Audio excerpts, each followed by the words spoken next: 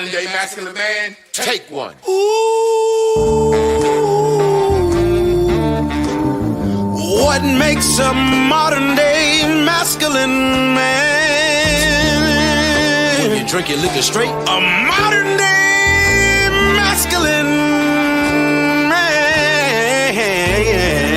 I pay all the bills and I tells my woman the truth. Got my shit together, do what I wanna do, say what I wanna say. I won't bend, I won't break, you are not me and I am not you. I kept it real, so now I can do what I wanna do. Modern masculine man.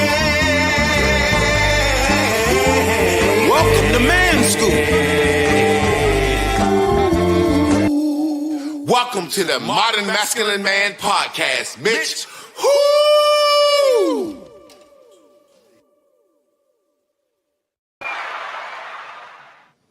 Yo, what up? How y'all doing tonight? Before we get started, I want to get a sound check. I hope Miss Delise in the house, somebody who can tell me if we are being heard, broadcasted into the stratosphere and all atmospheres. Amen. Tonight is a special night. It's something we starting. You know what I'm saying? Sometimes you just have to start some shit. Sometimes something starts you. That's what my granddad had to say. Either you're going to start it or it's going to start you. You know what I'm saying? So last night was a situation where Tuesday night we had great viewership. Wednesday night we had great viewership. So I feel like we got some momentum going. Hey, Kirby, how you doing? Do you hear our sound? Are we good? Are we good, Kirby?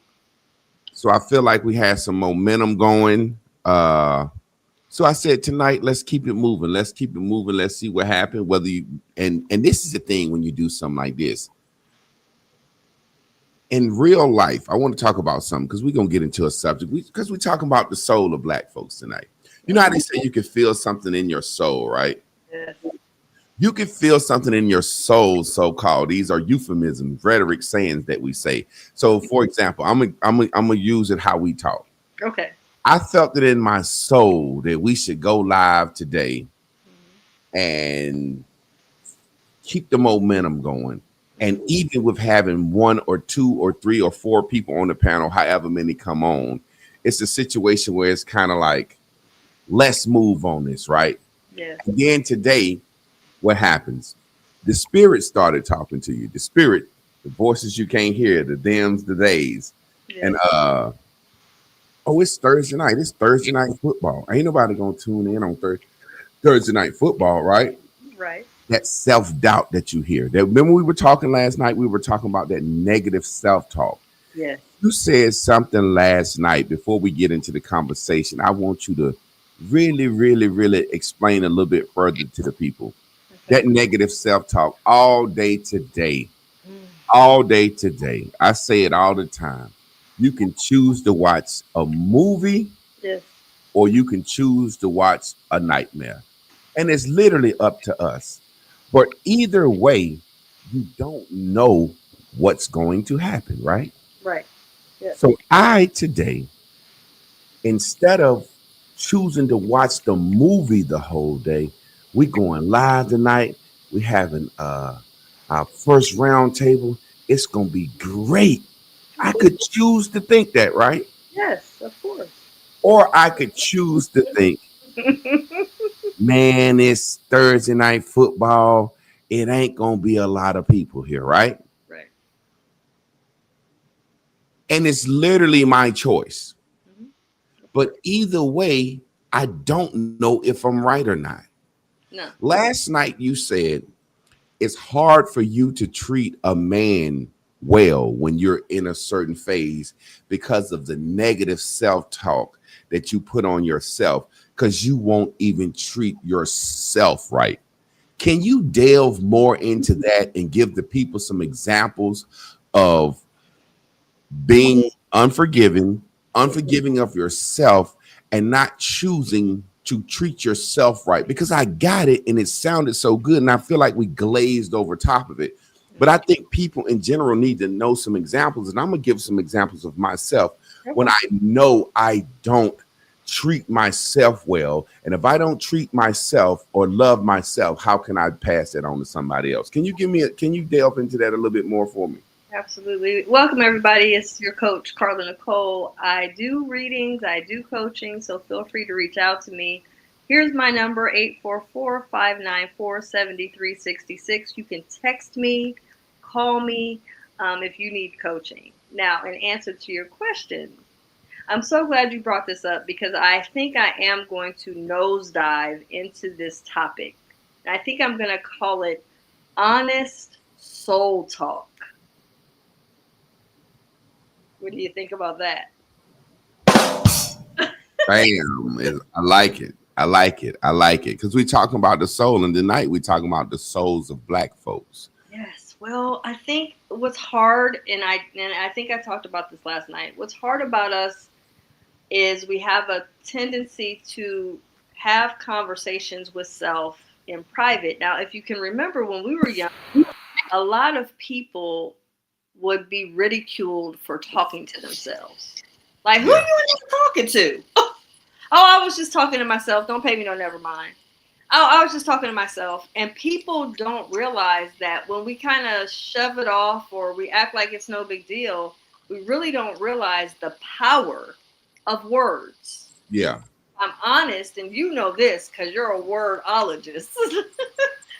If I'm honest with when I'm talking to myself and I'm putting myself down, in other words, if I'm saying stuff that's negative, so we actually have a speedometer when it goes up and down, or a thermometer when it's up and down in temperature. So sometimes we feel a way about certain things about ourselves that we will tell no one outside of us that we hate about ourselves, but we don't express it outwardly for other people to hear, but we'll say it to us. Like, man, I hate it when I do such and such. I can't stand it when I do this. Or we'll say something like, man, every time I go over there, perfect example of what happened to me recently, I had a intuition, or should I say I had a first thought. And I said something told me to follow my first mind, and I didn't do it.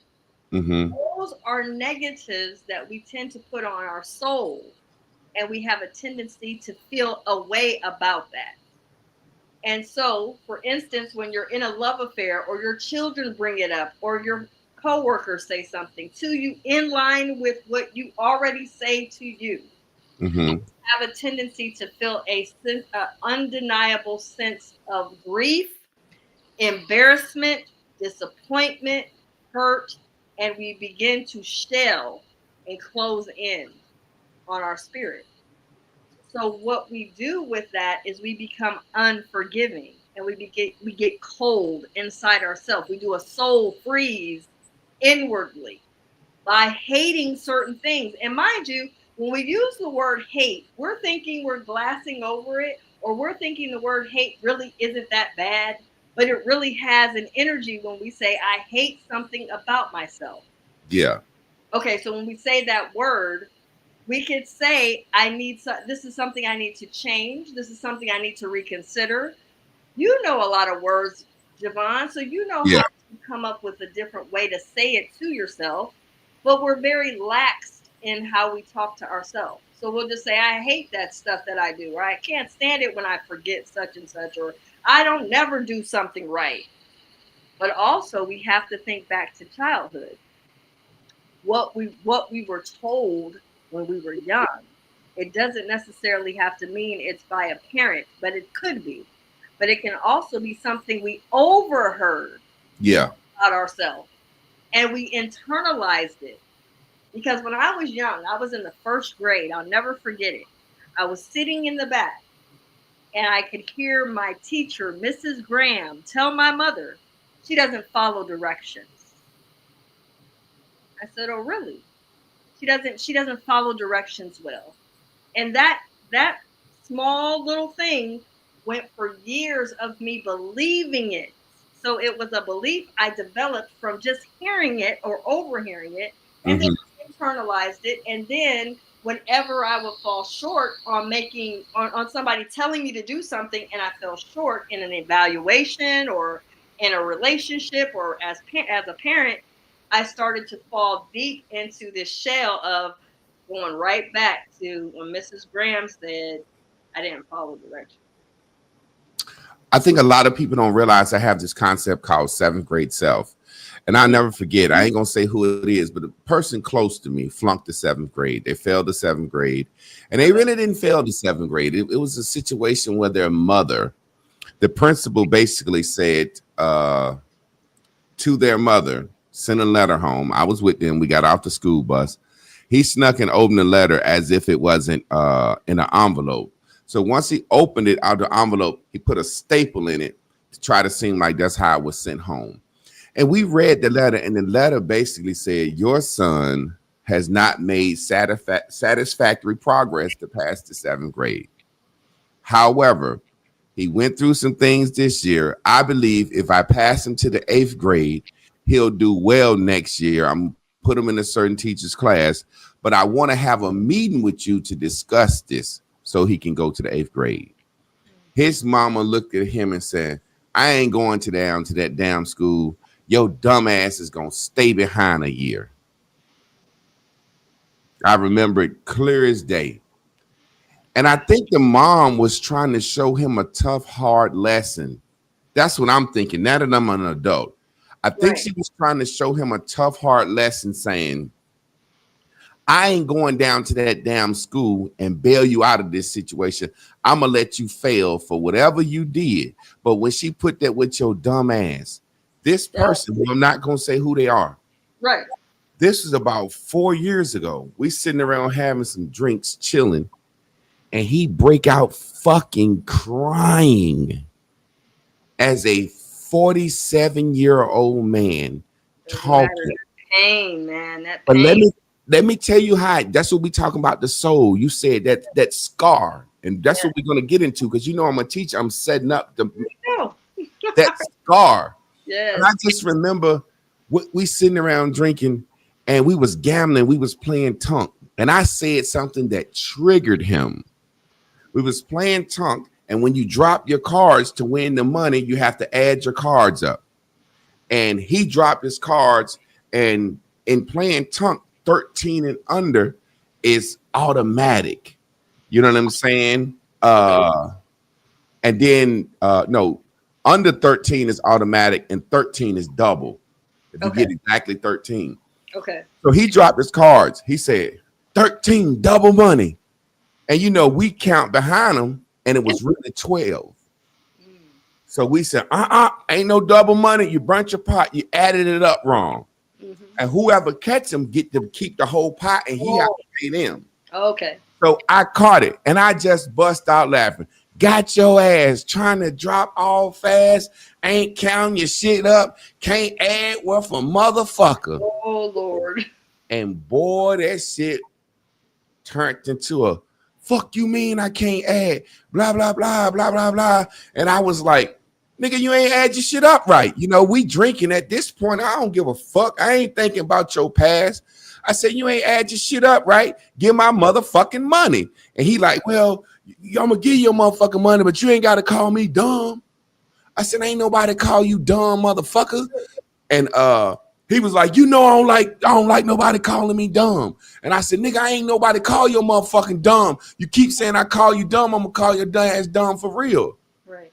And we got to fighting. And in the process of that anger and that alcohol, the anger turned to sadness. Yes. Motherfucker, you remember when we went home and my mama told me she wouldn't let me go to the 8th grade? Call me dumb, motherfucker. Don't let you ever call me dumb. And it hit me. Yes. And in all my drunkenness, my compassion came out, and I hugged him. I said, man, I remember that shit. Man. And this is a moment we having in front of 5 or 6 guys. They're probably like, what is this? Yeah, we having this moment in front of 5 or 6 guys playing Tunk. Wow. But everybody was family or very good friends. That's good. So he get to talking about it. Man. And as he talked about it, it was a specific teacher named Mr. Wills. Okay. 7th grade teacher, and everybody knew Mr. Wills was a science teacher. He was a mean, bad motherfucker. Wow. And the funny thing about life is when he failed the 7th grade and they didn't let him go, his mom didn't let him go forward. The next year when he passed, he was in the 8th grade, but he was a grade up above everybody. So he dominated in sports. See? He dominated in sports because he was a grade up. Right. But the point I'm making is that scar in his soul. How many other situations had he walked around with women, job, further on in school, where something came up where he felt dumb? Yes. Just from the word alone. The energy from the word, Javon, alone. That word, it doesn't even have to be in context with him. Just the word alone is to demolish and diminish someone's intelligence. It's like it sits in a space in your heart. Yes. That's like a putrid witch's pot. Yes. You know what I mean? When we see Halloween coming up and we would see those witches sitting around that pot and everybody would be dragon tails and pig snails and da da da. You throw it in and mix, and then that's how you make a spell. Yes. Yes. I look at this soul that we claim that we have, and I'm not saying we don't, but we're gonna talk about that another day a little further. Right. This soul that we have, and it's like a situation where there can be a good pot and a bad pot. You get what I'm saying? A good pot and a bad pot. And in our soul pots, this pot over here is just waiting for somebody to stir that motherfucker up. Right. And our soul hurts. And when it starts hurting, a lot of times we don't even think back. Like you said last night, the lady couldn't even know how it feels. You see what I'm saying? In my life, I have negative self-talk when it comes to personal self-discipline. Really? It's always been something I dealt with, self-discipline. You just need an accountability partner. That's all. In certain areas, certain areas I'm insane in, and then certain music, because that song you played last night, your music is dynamic. There's no stopping you. Thank you. There's certain areas that I'm not tight in. Yeah. And what my soul keeps telling me is you don't love yourself. Because if you really loved yourself, you would do what you say your soul wants to do. And it keeps crying out to me. My soul, you heard that song? My soul cries out to me. Yes. My soul keeps telling me, the deepest, darkest corner of my soul keeps telling me, if you can't do the thing that you know and say you want to do, how can you really say you love yourself? Because when you don't do it, it's the thing that has you having anxiety. It's the thing that depresses us. You see what I'm saying? I'm gonna give you an example, a mundane example. Say if you're writing a book, I said that last night, and you say, I'm gonna write a page a day.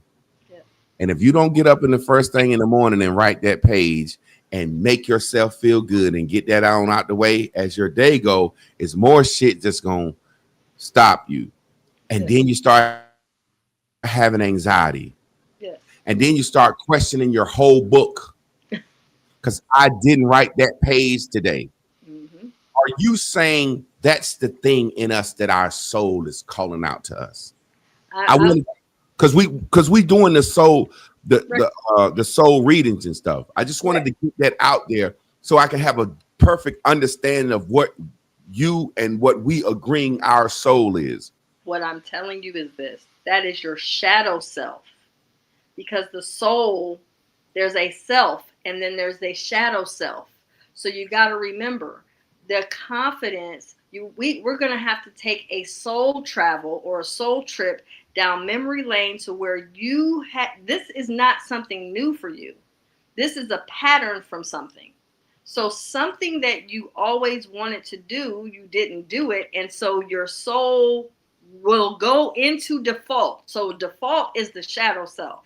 Mm-hmm. It goes into a darkness, which is the space of saying, I'm not worthy because I'm not doing what I should have done because I didn't accomplish that.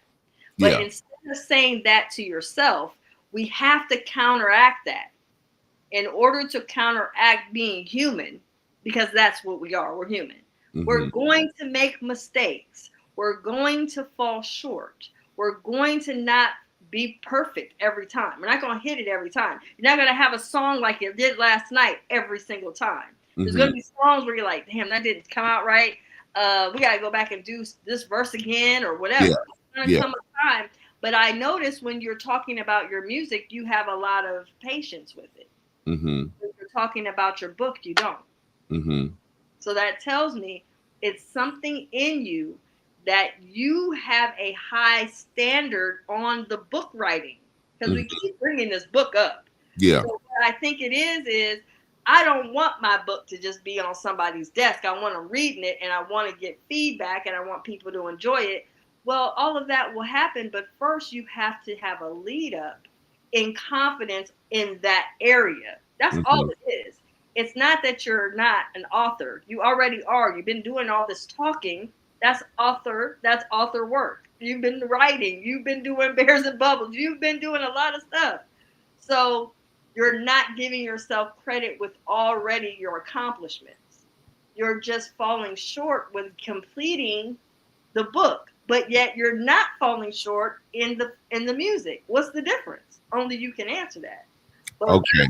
And being hard on self about what you haven't done, say, let me take this energy that I got over here with the music and let me write this book like a song. Got you. So I said all that, and that was a beautiful, I don't know what we would call that, analysis, or a beautiful, like you just Dr. Phil'd me or Iyanla Vanzant.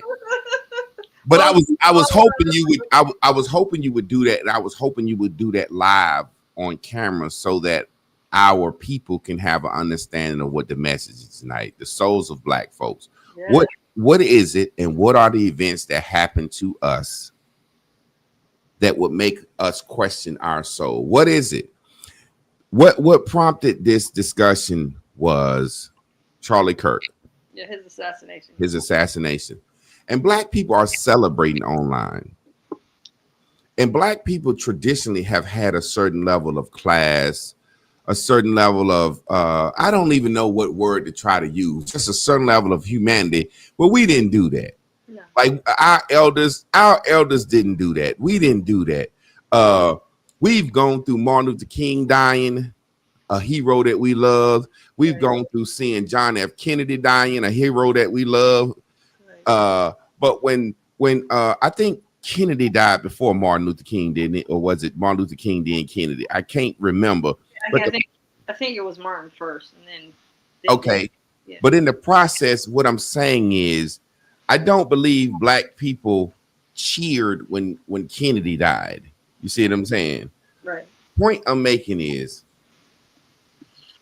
what has happened to us in America throughout time where we'll get to the point where not only will we cheer when a white man is shot, we cannot regulate and raise our inner city youth as parents, as clergymen, as teachers, as a community. What is missing from us? And I can only go from the soul reading I had and say it's a lost path that we don't have. Like the Living Soul. That reading gives you somewhat of a path forward, backwards, and now of why kind of I'm right here. It's not a psychic reading. No. Kind of gives you now in the very same way. I wish there was some way we could give Black people race birthday and put it into the Living Soul. You kind of get what I'm saying? You said their race birthday? Well, what I'm saying is the black race's birthday. Oh, How gotcha. you know how you take an individual's Right. birthday and Yes. put it in the living soul, and the living soul gives you this readout. I wish you could take the black race.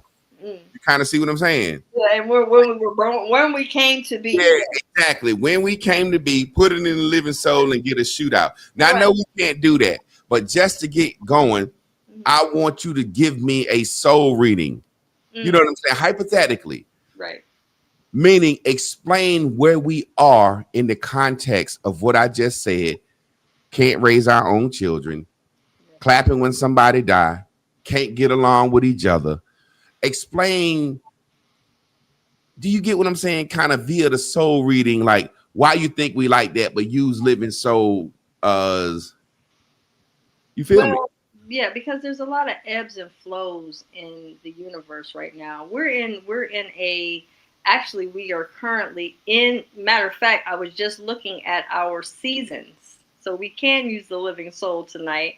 I didn't know I was going to go here because I was studying it. But I'm studying the season. Actually, this season is in the number 9. And with us being in the number 9, we have a lot going on where there's a lot of misunderstanding in our realm of what we got going on in this time and in this space. Unfortunately, because we have had so many things, especially politically, financially, I mean, we've been really burdened as people. I'm not even saying black people, but just people in general. We have really been bombarded and burdened with a lot of things that's shifting us into this realm of misunderstanding. And unfortunately, we are in this season of the 9. So give me a second. Let me pull that up. I didn't know we were going to go here tonight, but we're going to go here tonight. I guess we're just going to go on and do this. So let me pull this up.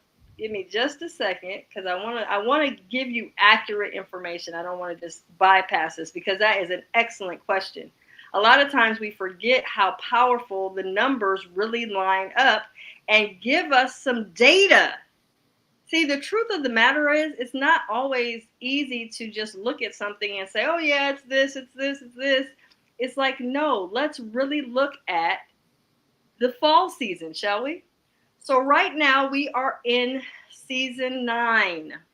Okay. So here's what's deep. There's a heightened inner tension.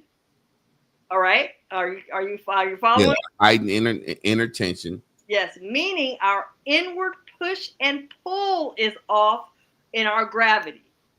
So we're having a hard time. Therefore, the social world, we are pushed away, which is civility, being kind and cordial and caring. Right now, love, decency, humanitarian is actually, because of where we are in this time and space, we are pushing away from each other. Just because we're in the 9 this year. I'm sorry, this season, which is in fall. Okay, so are you paying? So you got that so far? I got it, because I already know how I want to respond. It lines up with where we're at. That's why I said, is there a way you can live in soul our race? You know what I'm saying? Just for kicks and giggles, but move forward. Go ahead, finish. Also pay attention to this. There is a heightened inner tension in us individually, which means that our inward push and pull is off as well. So we have the universe having the push and pull and the energy's off, and so are we individually. Because in this season of 9, the push and pull is off. The social world, we are just pushing away from decency. We're like magnets. So the 9 also signifies death. This season, Javon, is the time where we are starting to, if you notice, we're starting to die off certain thinking. Look at how relationships are changing. Look at how racial information is going. I mean, we're really back and forth. We're going into this divide, and 9 transitions into like a 9 plus 9. So understand, we're a double 9 right now in the living soul.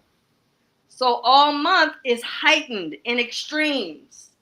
So unfortunately, with his death and his assassination, I want to mention this because this is very important. Unfortunately, because of his assassination, he had a completion in his life term. I don't look down on death as if death is wrong, because death is eventually going to be. However, the way he died, unfortunately, is understandably, undeniably unacceptable. Yeah. Any way we look at it, assassinations is not okay. However, death is a rebirth.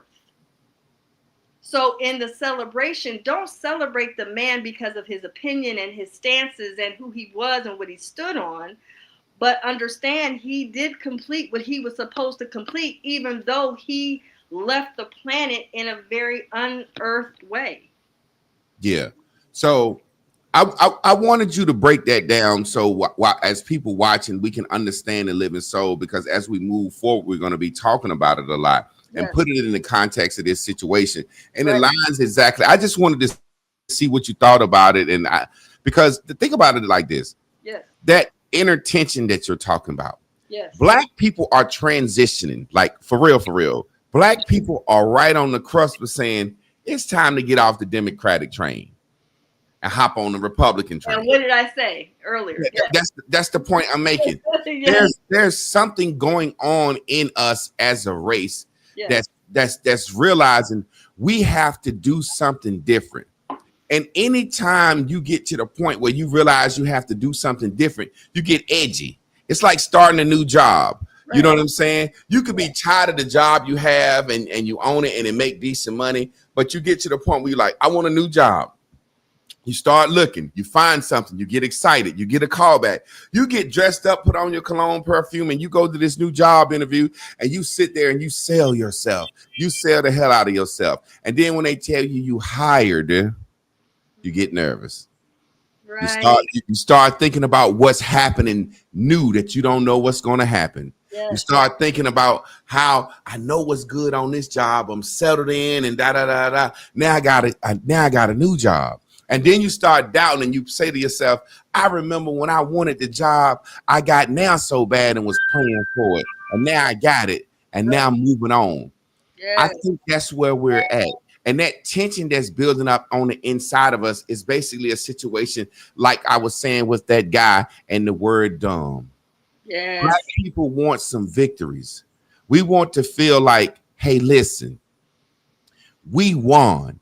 I don't think we have the same soul that they have. I'm gonna keep using this word because it's the only word I know to use. Mm-hmm. The same soul they have, right? So Right. say, for example, when Black people were oppressed and down, we held hands and marched and said, we shall overcome. Right. No justice, no peace. Right. When Europeans are oppressed, they kill everything in their way. You see what I'm saying? When the white man was oppressed by his mother nation, England, he said, fuck you, we ain't sending you shit. And when they came over here, they slaughtered them. You see what I'm saying? Yeah. So in this situation, what I'm trying to say is to Black people is this. I think we've been through so much, and the trauma of being Black and in America is no different than that young man who was called dumb.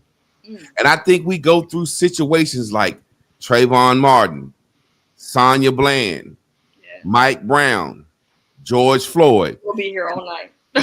Yeah, and they all are deposited into this witch's brew pot in this part of our soul. You see what I'm saying?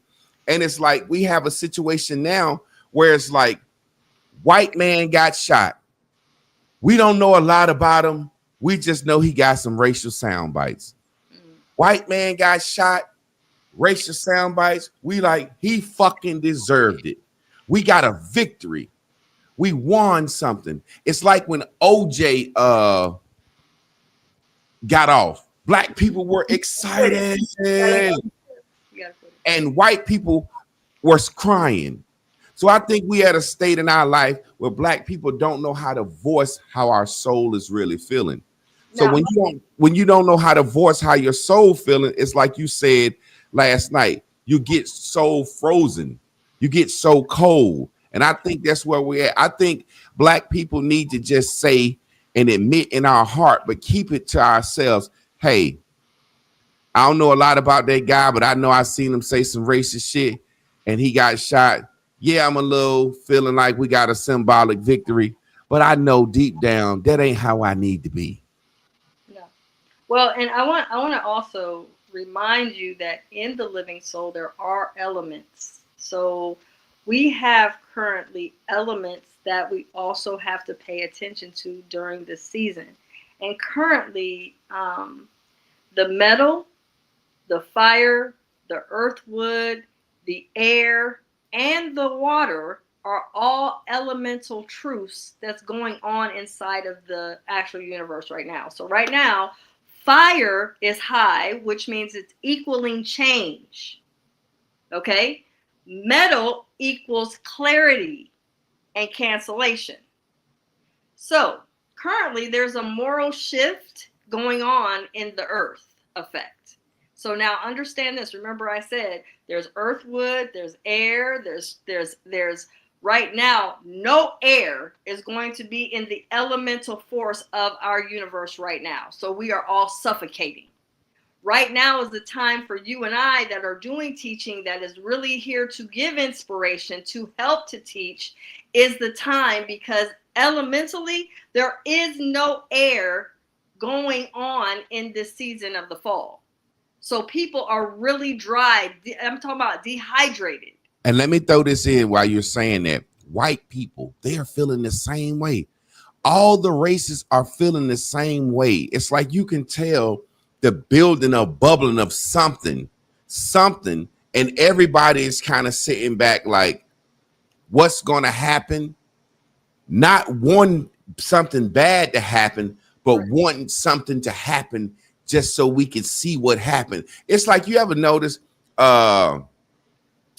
if you got a bump on your arm or a blister, and it's like you don't want to bust that blister, but it's kind of like as it get bigger, you be like curious about how it's gonna bust, and then some say, I would just let it bust on its own. Yes. And sometimes you take a pin and you strategically bust it and it ooze out, and you put a band-aid on it and it's cool. Yeah. But then sometimes you say, I don't want to bust it, and you just living life, and you walk around and you hit that bitch on the damn on the door or something, and that bitch busts. Yes. And you feel it. Yeah. And it's so painful. And then there's a third time where you're doing something and your adrenaline is going and blah, blah, blah, blah, blah. And you look down and you just see the redness and the scab forming. You say, damn, that damn blister and bust, I ain't even noticed it. So what I'm saying is there are phases of things happening. There are. And I think we're in that phase where we don't know how this blister is going to bust, but it's finna bust. And that anger and that and even like you said in white people, this no air, everybody's suffocating. Yeah. It's like a situation where I made a video today. I was saying to white people like, hey, not since John F. Kennedy have y'all experienced this. And when John F. Kennedy died, there were Democratic whites experiencing this history. The Republican white man in this age, Abraham Lincoln was killed. He was a Republican. There was four more Republicans presidents assassinated. Right. But the point I'm making, since John F. Kennedy in this new age, white folks ain't been this hurt. Yeah. And black folks been hurt. So I want to say to black people, continuum, no differently than that kid being called dumb or those things that we have on the inside. Black people have constantly felt this. Yes. And we have a damn, and we ain't bucked up and did nothing about it. So we festering. Right. And for white men, conservatives, they ain't felt this. Well, and they festering. And I'm saying it's a situation where if we go with our true soul, we need to just chill out. We don't need to laugh. We don't need to weigh in on this. Because who is the conservative white Republican really mad at? He's mad at the conservative white Democrat. I mean, the liberal white Democrat. Right. That's their thing. We didn't shoot that man. No. You see what I'm saying? That's their thing. But it's still affecting our soul. And I always associate soul with the thing that tells us what? Are we being virtuous? Good or bad? Yeah. You know what I'm saying? What are we going to do? Right. Yes. And so I want to say also, I don't want to forget this part. No air really in the universe going on right now when there's absolutely no air. Be aware that there's a lot of non-logical thinking going on. So there's no logic really. Yeah. So again, with when you're suffocating, when you're not able to think logically, we are able to be pulled and drugged down into this emotional turmoil and be okay in it without properly thinking. This is not right for us to be celebrating this. Why would we be okay with this? Why would we say it's all right to celebrate someone being assassinated? Because there's no logical thinking. And right now, in to be honest with you, because of the impulsive action of killing him, and then there's an impulsive action of us celebrating, it equates why with this fire is on explosion. It's from passion, it's from anxiety, it's from the increase of that lack of air at this time in this space in this season. It's almost like it's so many old sayings that old folks used to say: misery love company, hurt people. Yes. So we may not necessarily go out and hurt them in that way, but we're happy that they're hurt. Right. You know what I'm saying? It's like somebody did it for us, and that's a scar that's so deep within us that it's almost like W.E.B. Du Bois wrote a book called The Souls of Black Folks.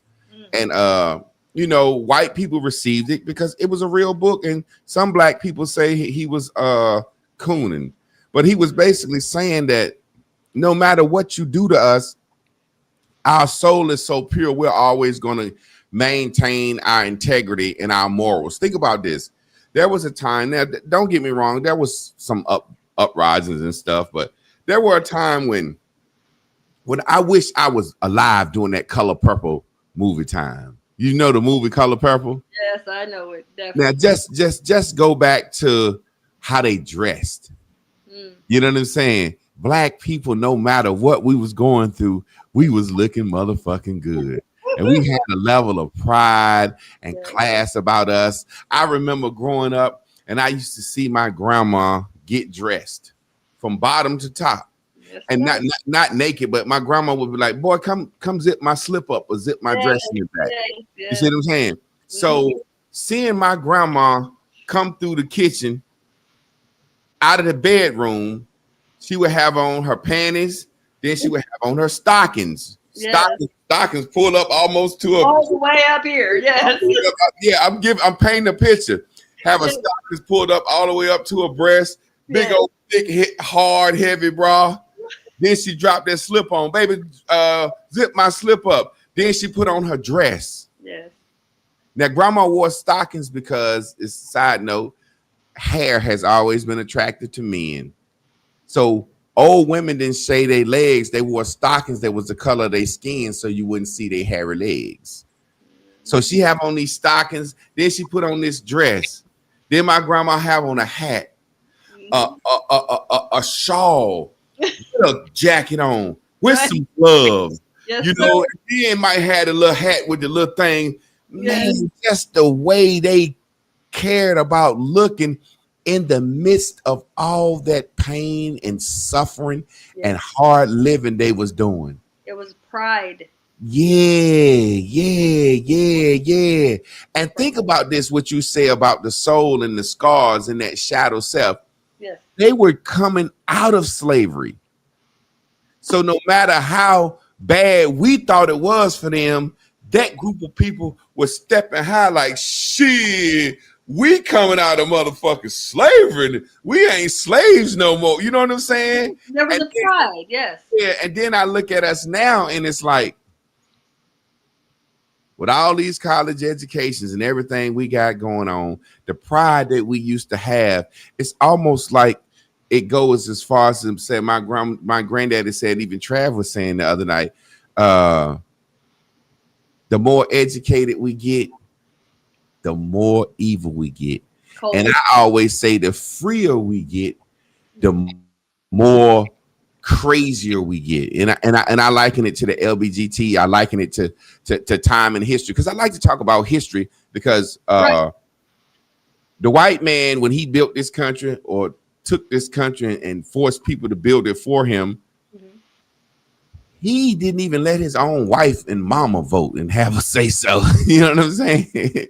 Right. He was like, hell no, y'all don't got no say so, y'all women. And then you have your women's suffrage movement. And then 1920, he let his woman vote. Once the white man let his woman vote, he gave her some freedom, right? He took his finger off her neck. Guess what she did? Started feminism and started going against him, right? Repeat this. Let's talk for a second. Okay. I see you over here cooking. When black people got our rights and he gave us our right to vote, and what did we do? We started wilding, didn't we? Black people, when we got the voting right and civil rights, that's when our behavior started declining.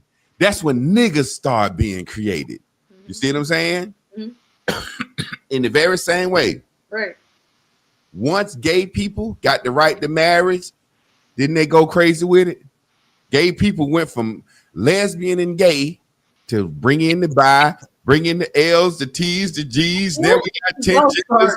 We got the D's and days. No, I'm being real. I know. The more freedom a group of people get, the wilder they get. And the reason it's like that, because the people that created the ecosystem to live within had a, what am I calling? Some general statutes, the way this shit worked right. You see what I'm saying? Right. So when we remove ourselves from that, as black people, we're gonna be where we are now, where we got to question, yo, do you need to bring the military in for our inner city youth? Well, we need to get back to discipline. We need to get the black fathers back in the home. We need to build back up the family dynamic, because what I understand, because remember, I told you my parents were born in the 30s. So yes, I'm 52. However, I was raised by. You know that I'm 52. I'm playing with you. I was raised by my parents that were in their. I mean, my dad was born in 35 and my mom in 39. So again, you're talking about having older parents, and I never really thought about it until years ago when people were like, "Girl, your parents was older. They were old enough to be your grandparents." You know, they would make fun. Yeah. They were older parents. And I remember till this day, Javon, my dad and mother were in alignment. And they would tell me, when you go out this door, you not only represent me, your mother, but your father. Now, what's so deep about that, if we want to talk about words and vibration, it was one thing for me to represent mom, but it was a whole nother level when you're talking about representing my father. So now, vibrationally is what I'm talking about. When I'm going out this door, I have to now not only represent him, my mom, but my dad as well.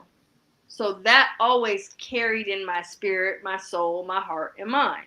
I'm saying that to say we need to get the black fathers back in the home. We need to get back to unification again. We need to get back to discipline, because those help us to get into the discipline and hitting the boundaries. And it's okay for, if I don't have, and then this is for the single mothers, if I'm going to go here, because I am. Black mothers, if you don't have black fathers, or the black father is not there, get you a surrogate godfathering uncle, a mentor, a black man to father your child. It's not excusable for me to say, oh, I'm a single mom and my ex-husband isn't really involved with my son. No, I got a hold to Doc Stigler and said, hey, I need you to teach my son how to meditate. That's what I need for you to do. So I have different men in my life that I would have import. Tell my son, hey, look, your dad might not be here, but listen to me. You got a man to answer to. If you got some questions the mom can't answer, you got a man to answer to. And I did that because after my father's passing in 2022, I didn't have him to just go and, hey, Pop, I need you to get a hold of Braylon. He acting a fool in here. You know what I'm saying? So I think we can get back to old school thinking, because I couldn't just act an ass. I had uncles.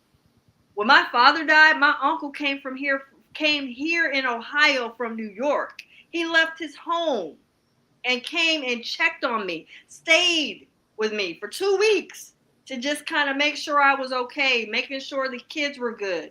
That's how family is ran. We need to get back to the code of conduct. We need to get back to having surrogate men. We need to be okay with somebody chastising my son. If Braylon gets out of hand outside of this door, and there's another black male that sees Braylon getting out of hand, I don't mind him chastising him. You are saying something that's so key. Now, I want to piggyback off that of giving an example of what I'm saying in the times when we in and how much we've been hurt and scarred and what we've been through. Our generation act like we went through more than our ancestors went through. We got all the rights and privileges that they actually worked and deserved. Right. We're squandering them. Now, say, for example, fatherhood, right? Back in the day, imagine a father having to tell his son when they go outside, all right, son, these are the rules of engagement, right? These are the rules of engagement. Yes. Trav. What's going on, family? How you doing? He popped in like my man popped up out of the trash can. You know what I'm saying? You came in at a perfect spot, man. I'm glad you could join us, man. So glad you're here. How you doing, Miss Carla? Nah. Yeah, nice to meet you virtually. Right? Yes. Now, the rules of engagement, and Trav, you kicked it with me too on this because you have a father, you know, and you grew up with him and you grew up with your grandfather. The rules of engagement in the Jim Crow era, no matter what a black man could show his son and teach his son, he had to teach his son that he was under that white man. You know what I'm saying? So I can imagine how that could burn you at your soul. I'll never forget, there was a movie I watched. I believe it might have been Danny Glover. And the little boy ran and drank out of the white water fountain. And the daddy was like, oh, come in. And when he got him, the white man said, ho, boy. That boy drank out the wrong water fountain. And so he told him, whoop that boy. Yeah. You know what I'm saying? And you know, the father was like, sir, that's my boy. I whoop him when he get home. He said, no, you whoop him now. I'm going to whoop him. And the father beat the little boy. And I can't remember if, I know the father didn't die because I remember the little boy confront him like, you beat my ass in front of that white man that day. You know what I'm saying? Now, we as fathers, and you being a mother with a daughter and a son, we had to tell our kids, don't drink out of that water fountain. Don't do this. Don't do this. Don't do this. Things that were the rules of engagement for the time. Right. And there are still rules of engagement for this time. No matter how much we think we free and this, that, and the other, there are still rule engagements of this time. Yeah. So I would have told my son back in the day, listen, these are the rules of engagements. Don't go to that water fountain. And if every same way today, I would tell black people, listen, these are the rules of engagement. Conservative white Republicans are beefing with conservative white, liberal white Democrats. We ain't got nothing to do with that. This is the rules of engagement. Definitely don't go on the internet celebrating. Don't make no videos, blah, blah, blah, blah, blah. Because we don't want them to turn that vitriol on us. Right. Y'all weigh in on this. Am I crazy? Because people keep telling me I'm afraid, I'm weak, times have changed, But I keep saying we don't have the evil nature that they have to get up and say, well, let's go lynch a white town. You see what I'm saying? Y'all weigh in on that. Answer first. Well, I asked my daddy and my granddaddy these questions personally because I wanted to understand through three generations in time. And my granddaddy, who was born in 1929, told me, I said, well, granddad, what did your mama and daddy tell you about white people? Mm-hmm. They told me to do what they say. They told me, do what they say and they the boss. I say, what? But when he was telling me this was right before he died. He was in his 80s. Mm. But now he got a new state of mind. I don't give a damn about now one of them. He talking out his chest.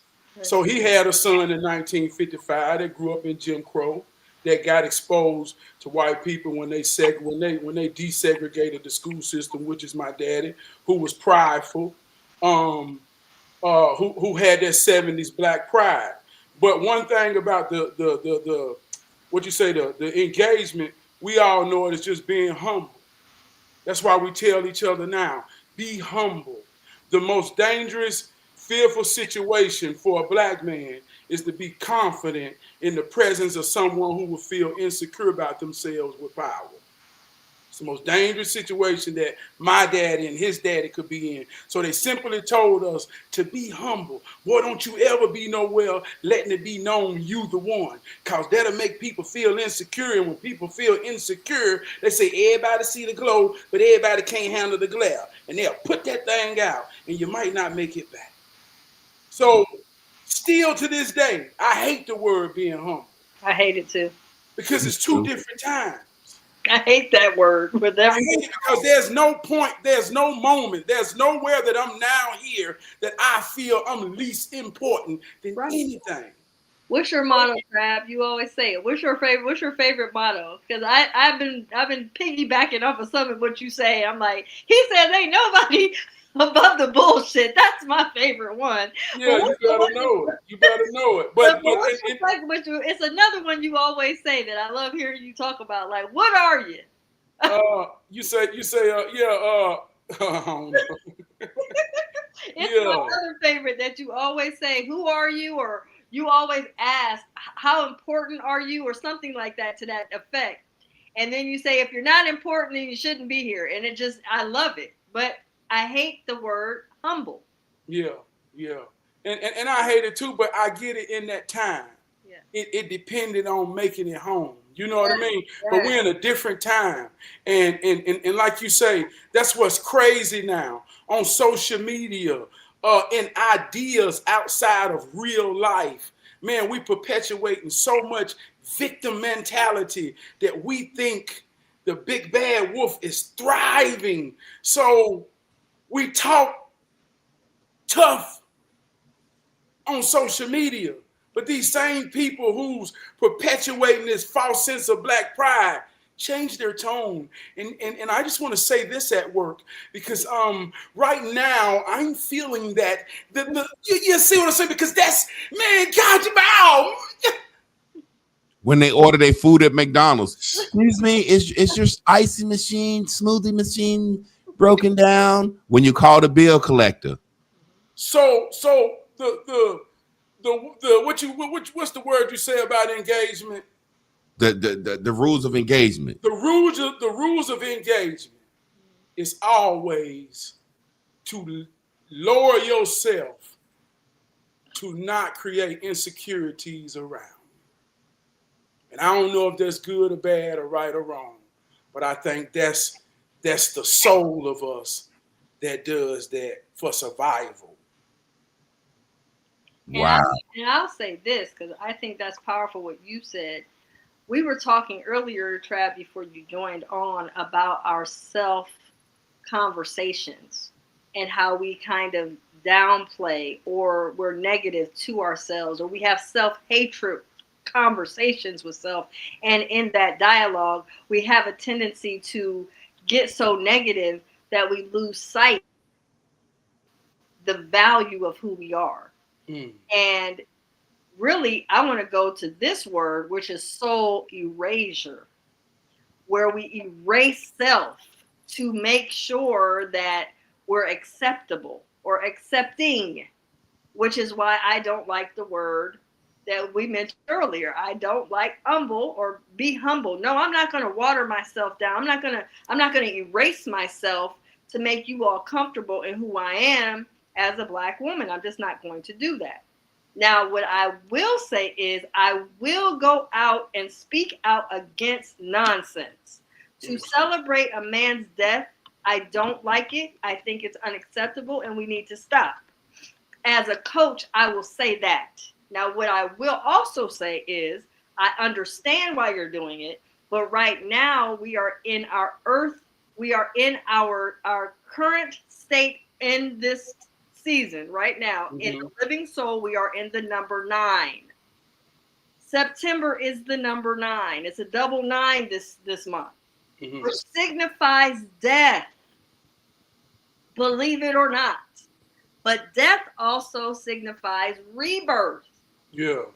So we're going to go into the metal and the fire. So check this out. The fire equals change. Yeah. Metal equals clarity and cancellation. Yeah. So check this out. I was saying earlier that there's a moral shift in our actual souls and in the season, in the atmosphere, by the numbers in the living soul. It is showing that we are going through a moral shift. Check this out. Picture fire applied to metal. That creates what? A sword, right? Yeah. Doesn't fire create the sword? Come on. So warlike tendency is more invited this month. So now anytime more than 1, 9 doubles, triples, or quadruples and heightens our tension and our rivalry. Oh, it's almost like it's fight time. What I did, Trav, just a quick explanation. The living soul is something I'm sure you didn't seen about it. I asked her yeah, I'm familiar with it. A process the black race in the state we are in right now. So that's where we at.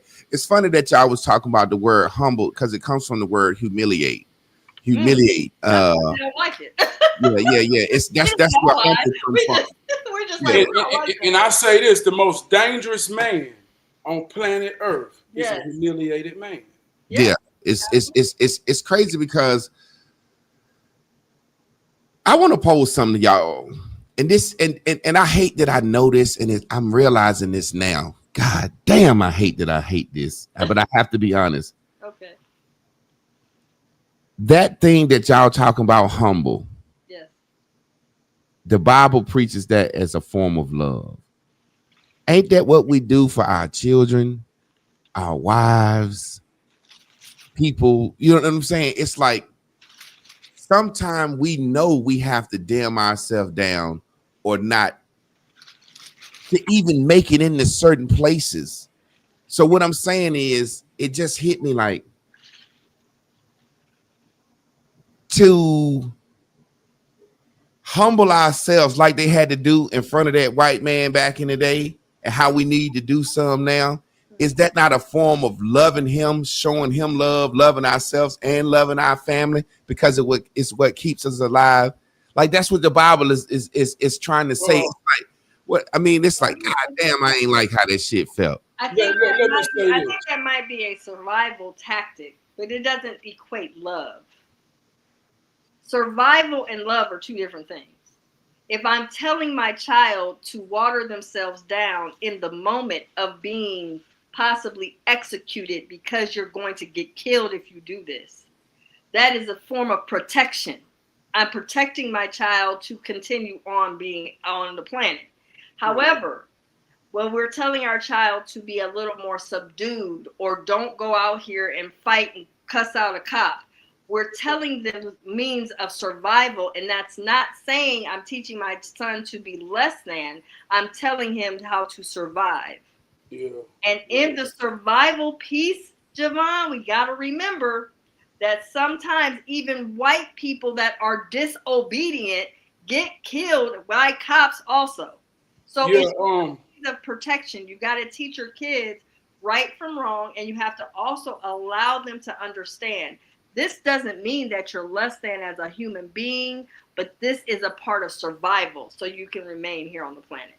Go ahead, Trav, because I want to rebuttal that. I got a question. Not even a rebuttal. I'm going to tie it all the way back to her 9 season, even this being in the fire season.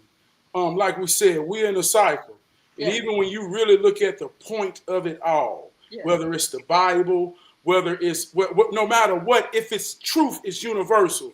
And this ain't white, black, this is how it worked. So when you think about us being in the 9 season, like you say, the season of fire, this is the crucifixion. This is him walking the green mile. We watching everything fall. We watching the trees get bare. You don't see people selling firewood until the death season or the fall, because now you see which trees need to be cut. And when the sun is furthest away, we create fire in metal to stay warm and survive. So I'm saying this right here to say, Javon, in the same way, This is the crucifying season. You got ego, you got versus consciousness, you got humility, meaning I will lower myself. You see what I'm saying? I'll put myself on the cross, let my ego die so my people can live. Meaning at work in this season, while I'm frustrated, man, my ego get to roaring when I feel disrespect, but I show humility for who matter to goddamn nail myself down and let y'all think what y'all want to think just so I can survive to make it home. So it's all the same thing, but the fire becomes the soul. The reason, the consciousness. And it's really about knowing when to hold them, knowing when to fold them, and seeing the big picture. Know when to walk away, know when to run. Come on. That, and see, I understand that. But the question that I have, we humble ourselves outside of situations where it's for survival in our job and our sustenance. When we do it then, is it for love, or when do we do it? Or when we do it then, should we not do it? Well, it's out of respect. It's out of respect. If I come to your house and you got something going on and I see you struggling, well, I got to make a conscious decision out of respect, love, dignity to either say, hey, Javon, do it like this, or give you something to say, bro, let me help you. But even though I know I could be thinking, just real, man, this motherfucker, crazy, man. Hey, look, fix that shit in 2 minutes. Yeah, hey, look, but I'm not gonna let my sun rise. Right. Yeah. Overshine you in your foundation in front of your woman, and that's love. That's respect. You see what I'm saying? So, yeah. so one thing is a thing, but it's always different perspectives to that thing. Like she talked about the 9. This the 9 month. My wife was born in the 9 month. My birthday is 7 and 2. So I'm just showing how, we connected to the 9. But I always say, yeah, you know what I mean. Yeah, I got it. I just wanted to ask that because I know the times that I felt humble, I was mad, and then there are times that I have said, "Man, let me goddamn." And I know when I did it for this reason, it was out of love. So even when I'm doing it out of survival, I still feel like I'm doing it out of love, because at the end of the day, if I don't humble myself, I'm gonna kill him. And I'm like they say, that's why it hit me. I was thinking it hit me so hard because I'm like, damn, these motherfuckers then convinced us this is a form of love. And the harder I think about it, it kind of is in my heart. You know what I'm saying? Like, but what y'all just explained to me kind of made me kind of say, well, but then when I go back to it, anytime I've humbled myself, it was some love involved. And they say we're supposed to love our enemy, but I ain't getting into all that. But this motherfucker, go ahead. Self-sabotage. Yeah, you talked about this. That's a choice you make in that moment. I could be humble. I could lessen myself for the greater good. But if that greater good ain't in line with what's in my soul, then I let my light shine. And I know it's going to make some people feel uncomfortable, insecure. So it's like, I know I'm sabotaging my opportunity, but what was it about sacrificing, making that worth it or not? So that's why I call it sabotaging. I ain't going to be humble, because that is an offer of grace, of love. Like you say, I'm going to die so my people can live. But at the same time, that voice that says no, that could be conveyed as the devil. That could be conveyed as what keeps you grounded. But that is you, and that is necessary. And he just like a dog on the chain that want to break off. If you don't let them run, when it's time to run, because there is a time to establish respect when you ain't going to be humble. Right. Nah, I run this shit. I'm the one. Hey, this is my movie. Because if your movie is about something powerful in the moment that ain't nobody around you movie is, then you got to be the main character. So when it's time for him to go or her to go, you allow that. But if you don't never allow that, man, you know what a beast do when they break off the chain or out the cage. Motherfucker go crazy. Go crazy as hell. And I'm thinking also, I feel like what's very vital too is one thing that we can't forget is we have to articulate. When you mentioned love, I want you to really, really evaluate, is that loving or is that protecting? Because those are two different things. Because in your love, we have bombarded the male species, the man, especially the black man, that he is supposed to protect no matter what it takes, even to the point where I have heard over and over and over again from the black man that he will die for his family. I have heard it on and on and on and on. So what I want us to think about is rather than die for your family, live for your family. And so what I also want to say is your protectiveness isn't necessarily love. Sometimes you got to protect and beat the shit out of someone. Sometimes you got to murder someone. I just saw a father that was eye to eye with a young boy. Like, listen, hey, we can talk about this or it can go way left. But if you let me help you, put your gun down. And it was powerful. Now, I don't know if it was a skit or not, but whatever it was, it showed that the black man protected. Did he love? No, but he had concern for his home. And if that young man wouldn't have put that gun down, he was at the risk of dying. I want to ask you something about that real quick. Let's not confuse love and protection. I want to ask you something about that real quick because I saw that, right? Yes. And I saw that as love. Trav, I don't know if you saw it. This is where our producer, when we blow this shit, our producer pop that shit up real quick. Yeah. Trav, let me set it up quick for you in 10 seconds.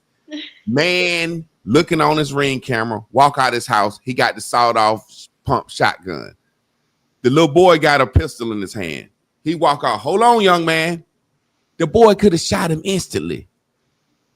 He said, hold on, young man. Don't do this. And the boy got his gun on him. And he said, hey, I done been there. I done been where you at. Don't do this. We ain't got to go like this.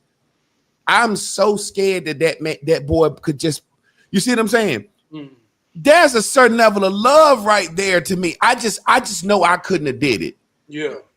What do you think about that? When that boy, it's like he holding, and he talked the little boy down, and he said, look, now I can give you a job. I can help you, but we ain't got to do it like that. Put the gun, and the boy gave him the gun, and he took him in the house. And this was a real scenario.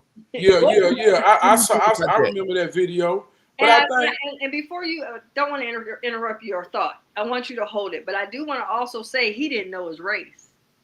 He had a mask over his face. So it was just a kid at this point. So that's another power of that controversy is that he didn't know what race of kid this is. He just saw this as a child. Yeah. I saw that. And I would say this, the key thing he told that young man, I've been there. So if he's been there, then he's been in situations to look in the eyes and feel the vibe, to know when somebody for real. And boy, you be breaking shit down. That's real right there. You know what I mean? So like you say, everybody real till shit get real.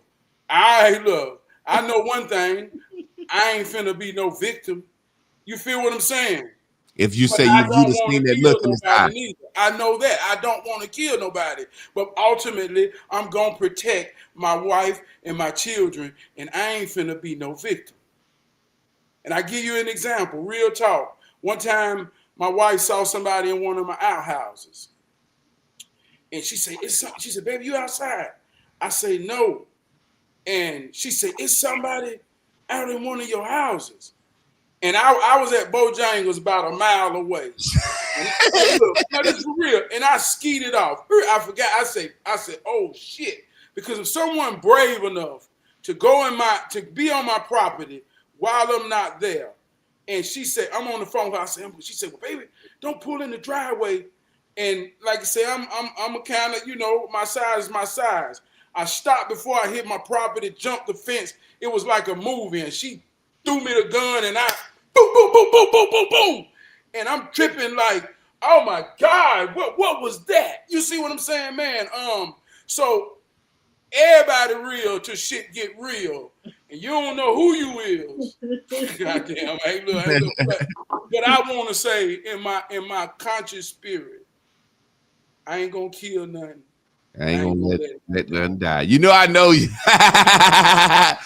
Man, it's a wonderful. I just want to say this in the middle of this, man. You know, talking to people that you admire, respect, and really genuinely love. I never met neither one of y'all, but I'm having some perspectives. You know what I'm saying? It's like when you sit down with minds that are sharp, or I like to say minds that have deprogrammed themselves. That's pretty much what I like. That's what I like to say. These are deprogrammed minds having these conversations. Us three. And man, y'all are hitting some shit that is hitting me in a level to where I know it's hitting other people. You know, y'all perspective. I just want to throw that out there because I call myself the master teacher. I be thinking I'm the sharpest motherfucker on the earth. Can't nobody kick it with me in my dojo. But I got some heavy hitters on here that I feel like really, really, really got something to say to the world, and that I'm opening my platform up to, where they're gonna be coming on my X. They're going to be doing some content on my platform, because I think of all us hitting a crowd, we going to do something. Yeah, I just wanted to throw that out there. But y'all move forward. Trav, you had said something today about, since we're talking about souls, you had said something today about your father asked you which murder was worse. Break that down for me. Yeah, he was talking about, you know, we here in Charlotte, so Charlotte on the national news about the young lady that got stabbed on the train, and then you got what's happening with the assassination. So I guess he was having a conversation with some white men, and I guess, you know, when it comes political and racial, we get away from the universal truth of it, and not everybody looking at things subjectively and not objectively. So he was asking them, well, which one is worse? And I didn't know which way it was going, but I knew it was on some cultivated, herd-minded thinking shit. So I say both of the motherfuckers monsters. And this is how I'm talking to my daddy, because this is how we can talk as men in these spaces. I say both of them motherfucking monsters. I said, what difference do it mean worse or worse? Two innocent people lost their lives for nothing and no reason other than an evil person's actions. So I don't know which one is worse. Why worse or more got to be involved in it anyway, Daddy? So it was just kind of to break the herd-minded perspective that we're taught and trained to have when they drop it to us like hungry hounds. You know what I mean, man? Yeah. But Trav, let me say this real quick. You do know that what your father said is how the masses look at stuff. And like I said, I feel like that's just us deciding which life we think is better based on our personal biases. But you do know that's a universal question that people have. And for you to have that response, that's how I felt about it. But Carla, weigh in on that, how you feel about that. Well, I'm not aware of the lady stabbing. So if you guys want to fill me in on what happened with that. And who was it that died? See, like, I need to know what happened so I can judge it. No, she was you know, I answer, but I want to know. And this is what make both of them. There's a video of the stabbing, and there's a video, obviously, of the assassination. Okay. And the girl got stabbed on the train, I think, a month ago. Okay. It's been on the news here locally, but the other day, someone asked Donald Trump in a press conference, "What do you think about the train stabbing in Charlotte?" Okay. And he didn't know anything about it. So he said, "I'll know everything about it in the morning." So when the morning came and he gave his response to it, then it became political and racial. Yeah. What was his response to it? So I'm understanding this woman somewhat to the fact that these animals need to be took off the street. Somewhat to that manner. or that nature. You know what I mean? And So, and this is a black woman that was stabbed. no, it was a white woman that was stabbed. Okay. And what happened was, it's the video footage. She get on the train on her phone, just scrolling, and it's a guy behind her, and he's talking to himself or going through some type of mental breakdown, and he just went in his pocket, stood up, and started stabbing her in her neck. You know what I mean? And they showing the video on the news. There was no way to stop it, no way to prevent it. So we got all black local political leadership here: the mayor, the police chief, the sheriff, the school superintendent, the fire chief, the district attorney, the magistrate. So everyone is black following the riot we had in 2016. So since then, everybody is black. And so when this hit national news, they're pointing fingers to say, the mayor say, well, I don't know why they got out the way they did. So now we got a black magistrate and a black district attorney who on the chopping block, and they paying it through the political aspect, the Democrats. Why did they let this clinically diagnosed mental health patient back in society time after time with a no cash bond to make him a danger and threat to society? Exactly. And right now, all the black leadership. Carla, I want to say something just to interject real quick, and then you respond.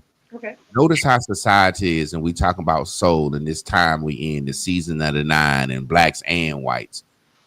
There was a time when somebody died, they covered them up in the streets. We watching assassination every day. We watching. You see where we at? They couldn't make this shit look like this in the movies. You see what I'm saying? Notice where we at with society. But go ahead, weigh it in on that, Carla. So my first of all, condolences for her brutal death. I don't like assassinations. I don't like either one of them, and I think I am right along with Trav on saying her value of life is just as important as his value of life. He may have had more celebrity, more people may have known him, but she is just as valuable on the planet. That's why she was here. But let me also piggyback on something that we're not talking about. I always say that no matter how we leave the planet, we can have a very peaceful death where we go in just our peace, or sometimes we can be in a brutal accident. We can be assassinated, and the brutality of death can be awful, but then there's also peaceful ways to which we can depart from this earth. So I want to explain that, yes, both of those departures were awful. I also want to acknowledge that when we leave, it is in alignment with our completion on the planet. They were done. That's so true. It's you, and I don't want to say it to where I'm saying. No, it is what it is. It just is what it is. That's just the reality. Yeah, that's the reality. I wanted to say something as we look at words, right? Okay. The difference between shot, murdered, killed, and assassinated. Mm-hmm. Now, popularity don't mean they gonna say you got assassinated. You know what I'm saying? You can be a popular, famous motherfucker, and they say such and such was killed, murdered. Only certain people they say were assassinated. Y'all weigh in on that. I got my opinion. I never thought about that. Yeah, I mean, I just wanted y'all to weigh in on that. I got my opinion, but I just want to know what y'all think. What's the difference in being murdered, killed, or assassinated? Because, like I said, famous people get killed all the time, but the word assassination is not used. What do y'all feel about why is that word used in what situation? The vibration of it. So when you hear because I always, when we're talking words, for me, words have a vibration. So when we hear it, it comes to the spirit and into the soul to a certain rhythm.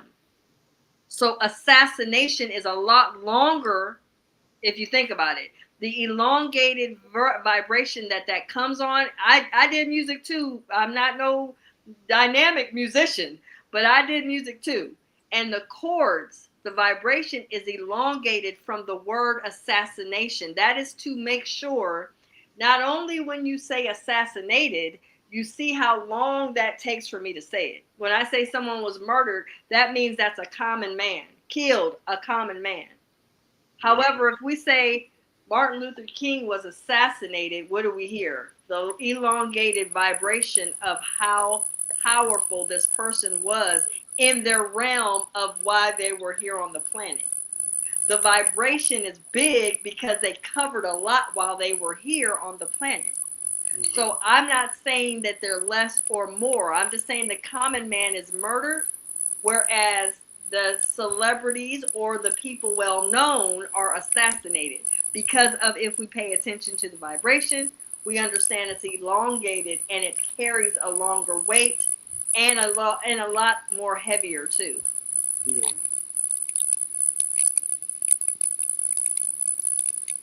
Can't hear you, Javon. Trav, what you think about? I'm gonna tell y'all exactly why the government say this or why this word is what it is. And it's crazy. I like her answer. You go ahead, Trav.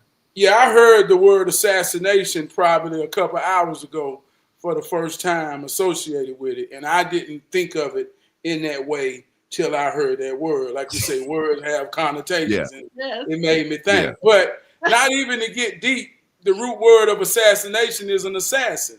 I mean, you hire someone with an objective for a greater cause, and he got hit by a professional killer. You know what I mean? So I think that's different than a murderer. Most murderers happen out of emotional experiences with someone. Death is due through some type of malfunction, but an assassin is when someone is paid who have a skill to kill, and they did. Now, I like both of y'all answers, and both of them, it ain't no wrong answer, but I'm gonna tell you why officially if you look the word up.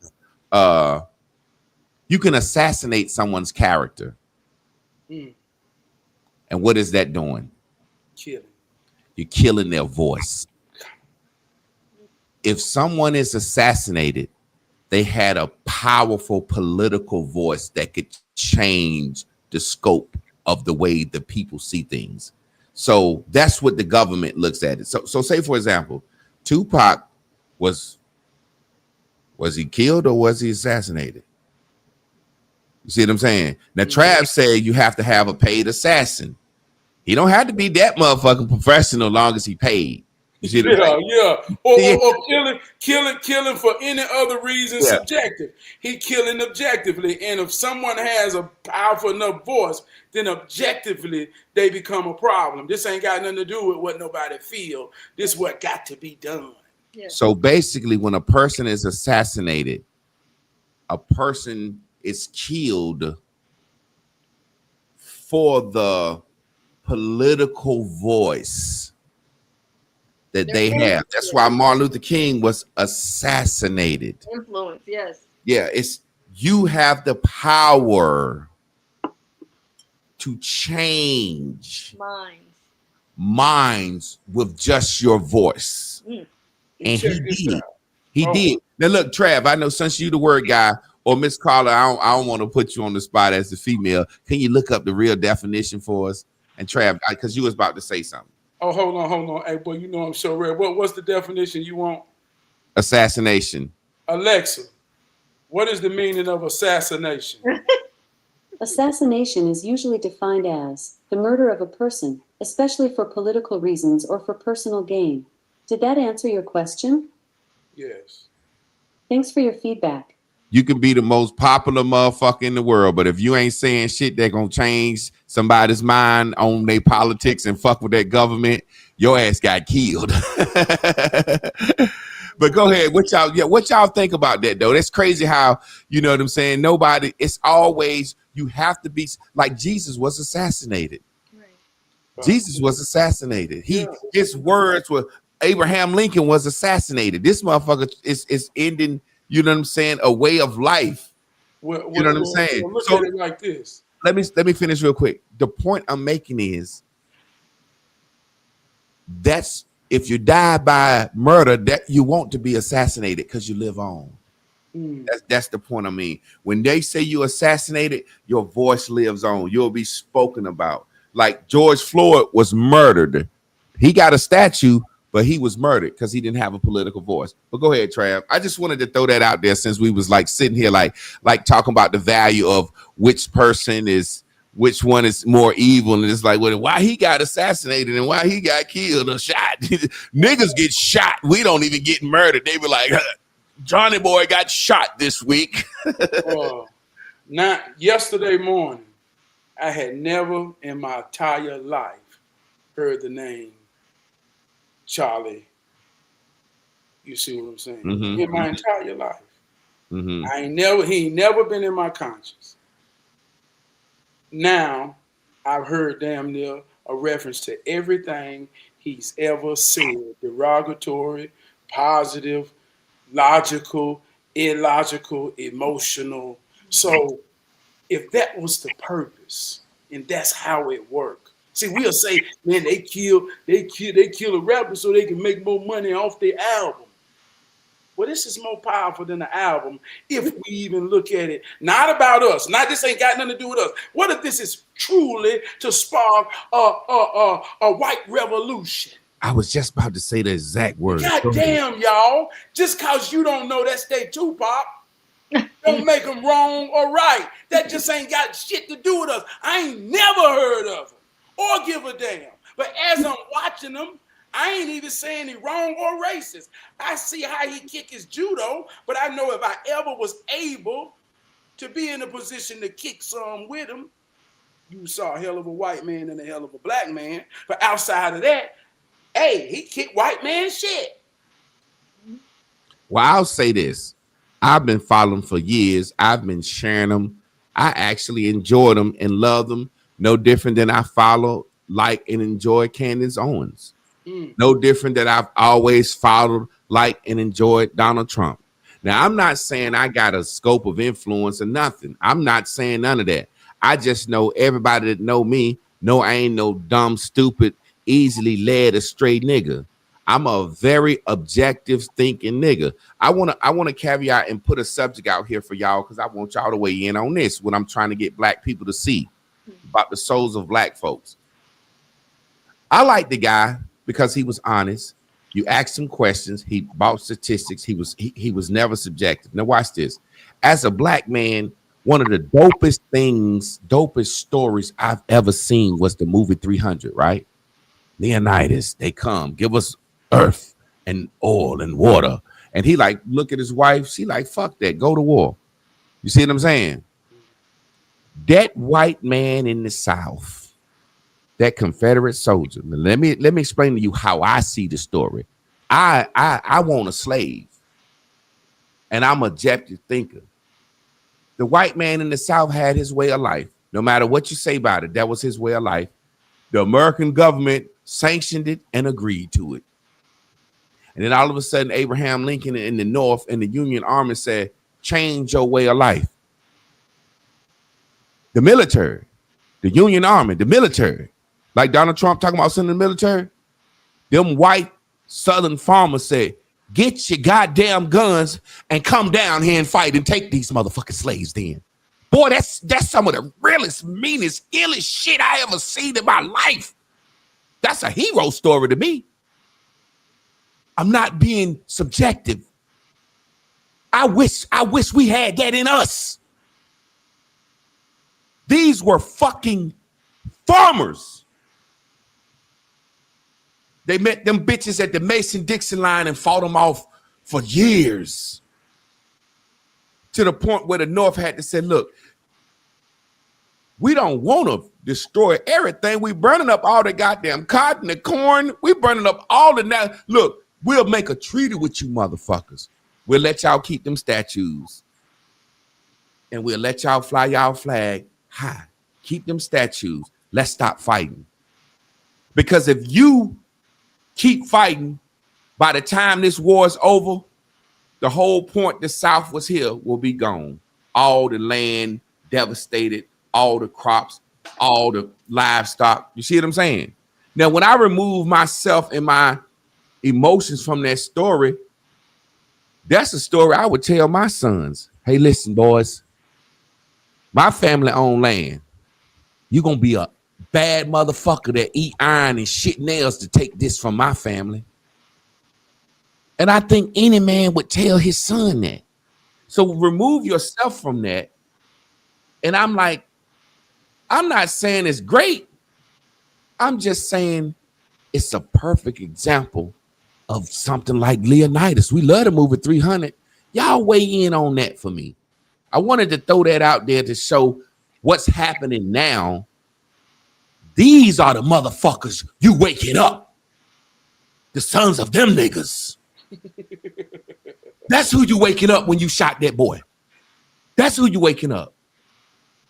And these are the same motherfuckers that say, hey, I don't like the fact that it's a black town over there thriving. Let's go take it out. These the motherfuckers that's been wanting. This is who you waking up. So as a father, as a person who feel like can be a leader, this is what I'm saying to black people. Shh. Let them go fuck with them. And we sit back.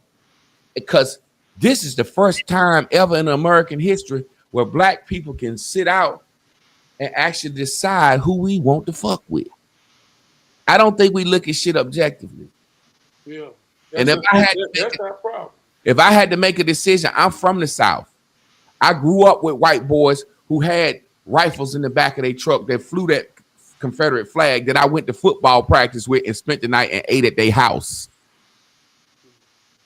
Them boys ain't racist, man.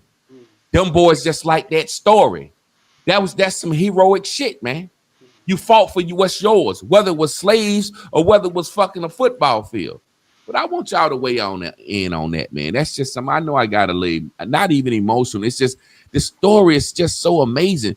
Or what Hitler did for his nation. It's about the perspective, man. Hitler literally rose up from a factory worker and took Germany to World War where the United States didn't care. When they went in, it's like, this motherfucker really finna take over all of Europe. Man, that's some hero shit to me. Yeah. You can go ahead, Carl. And they tell you about Sitting Bull and all this other shit. I'm sorry, just go. They tell us all this shit and then decide which hero we should fucking choose. You should like Batman, and you should like the white man will tell you in the school books, we was fighting the Indians, and Sitting Bull was such a bad motherfucking Indian. He brave or he the bad, you know what I'm saying? They tell us which story that he was the best motherfucker we ever fought. You know what I'm saying? Go ahead, Carla. I hope y'all get where I'm coming from. I get you. Well, as far as I'm concerned, you're talking about turning the skin color inside out. So basically, at the time that you're discussing, the slaves were property. They weren't human. So when you devalue human beings and you claim them as property because you want your crops and everything else handled, if I'm on the opposite side and I'm in white supremacy, I'm going to see slaves as the diamonds I love to wear right now because they're valuable.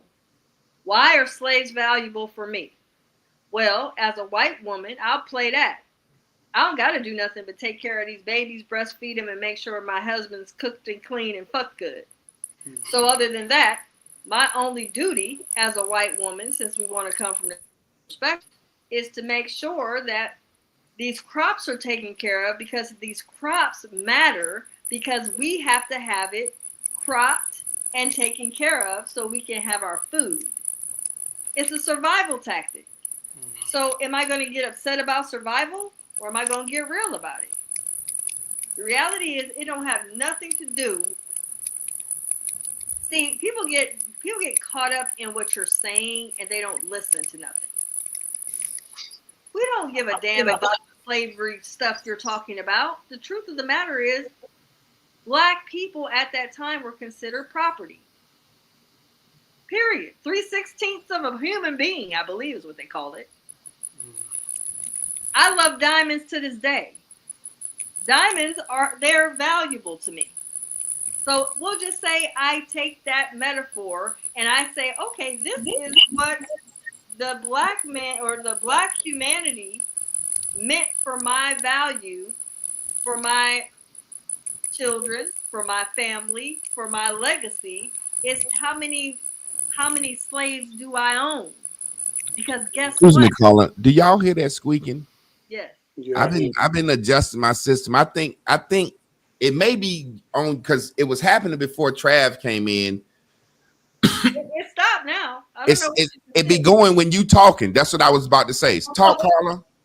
So what I'm saying is the power of it is that I'm in gratitude to understanding that you'll take something like slavery that's very sensitive to the black human being.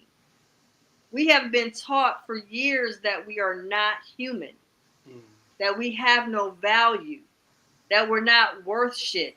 But if that's the case, how did slavery happen then? Why are our black men put and shoved in these chains and shit to cover your crops when obviously they knew that the strength of the black man was necessary to get the crops done? Right? So the value of it, we change the way we look at it versus getting caught up in emotion. I'm coming from a space of understanding that you're saying take your skin off for a minute and listen. Caller, back up from your phone. Trav, go ahead. Weigh in on that because I'm setting some up. Weigh in on that, Trav. Well, like you say, man. Going back to my granddad, I'm gonna tell the story. This is how I'm gonna weigh in on it. I was asking my granddaddy. I said, "Granddaddy, did you know your grandmama and your granddaddy?" He said, "Yeah." I said, "What did they tell you about slavery?" They ain't had to tell me nothing. I said, "What you mean, Granddad? You wasn't living during slavery. You were born in 1929. He said, "I'm trying to tell you, son. They ain't tell me about nothing. They ain't tell me nothing. I was in it. It didn't ever end. They just changed the name and make you think it ended. They called it sharecropping. We worked for the same white man, doing the same thing, and we thought we was getting paid, but at the end of the year, we tally up, and he say, we even." And that's where the term break even come from. Yeah. So he say, they ain't had to tell me nothing. So when you look at reality now, most things change. Some things change while most things remain the same. And the game don't change, the players do. And my granddad say, it's the same now. You ain't doing nothing without them. You go to work and you pay. And sometimes I know you break even, don't you? I said, go ahead on, Granddad. He said, ain't nothing changed, right? He said, but I tell you what, the reason I'm in Charlotte today, and he grew up in Waysboro down there in Paisley, down in that way. He say, you know, I was always one wanting to be more. Everything I did, I wanted to be more. So I asked the white man, I say, what I got to do to make some money? He say, you got to do this many more amount of bells. And doggone it, I was the best baller out there, for real, in the family. He said, and I got 2 more extra bells like he told me. And he said, he did his total, and he said, we even. And I said, you told me. And he said, I wanted to kill that bastard. And me and my wife went to the city. And I said, I didn't know what the hell I was going to do. But I wasn't staying on that cracker farm. No, he had to humble himself, like you said. you see what I'm saying? So it's all words. And even in words like slavery, entrepreneur, even if you're an entrepreneur, meaning you do business, you got to go meet at the trading line. You got to deal with him. Ain't no way around it. He controlled the infrastructure. So you can use whatever words you want to put you in whatever context, a diagram, a diaphragm, but his story is his. And if you listen to his story to determine your reality, in his story, his wife is the baddest motherfucking woman on earth. But in my story and in my grandparents' story, his wife wasn't shit. My grandma had to go raise his kids. Because his wife Breastfed her was kids. domestic enough to nourish and take care of her kids, and his kids grew up to be doctors and lawyers. That was at my grandma's funeral, made it like a goddamn movie, because this the black woman that was what my mama wasn't. And his wife became a psychiatrist. So in my story, yeah, I don't know what the fuck he was in here. But in mine, I was raised by some mighty black people, dog. You know, you said something that's so ill that hit me. I say it all the time, man. We all depressed. You know, we talked about that the other day because I've had a year, right? This was the I ain't gonna say the worst year of my life. It's the year that helped me learn something. I remember having a year, and it was New Year's, and I ain't had no money to do nothing, even get a bottle of fucking champagne. And I said, I worked a whole goddamn year and I ain't got nothing. I ain't never gonna be like this again. You know what I'm saying? And when you said break even, boy, that shit hit me. And that shit won't ions ago. You know what I'm saying? That shit has been in my 30s, like as a grown man, you know, living on my own, like, God damn, I ain't got shit left in a whole year. And I know the tax man said, nigga, you made $48,000 this year. You ain't got a fucking dime to get a damn New Year's. Yeah. Hey, look, that's real life shit. I broke even on their ass. Trav, you fucked me up when your granddaddy said shit. We even. I understand they broke even, but then you said you break even too, don't you? I said, God damn, boy, I remember that shit distinctively. Man, I experienced that, and my daddy told me to help me understand this because, like they say, expectations is the seed of disappointment. And sometimes we have self-expectations to say, God damn, I want to be better this cycle, but life is real. So my daddy told me when I was in that frustration, he said, look, son, it's one thing to be broke, but if you can look and see why you're broke, that's called handling your business. Now, when you ain't got nothing to show and nothing to see why you broke, that's when you're fucked up. But it's all right to be even on your ass when everything took care of and you just ain't got no money to do some bullshit. It's all right, son. My granddaddy said, goddamn, the freezer full and the mortgage paid. You see what I'm saying, man? Freezer full. You know, it amazes me because sometimes this level of humility that our elders talk about. Now, let's go back to that word. Like you said, that Christmas bag with the nuts, the apples and the oranges and the hard candy. They knew if they could get that, they broke even. Now, the depression, like we talk about the sun, all they needed was the sun, Trav, the sun and the rain, right? Yeah.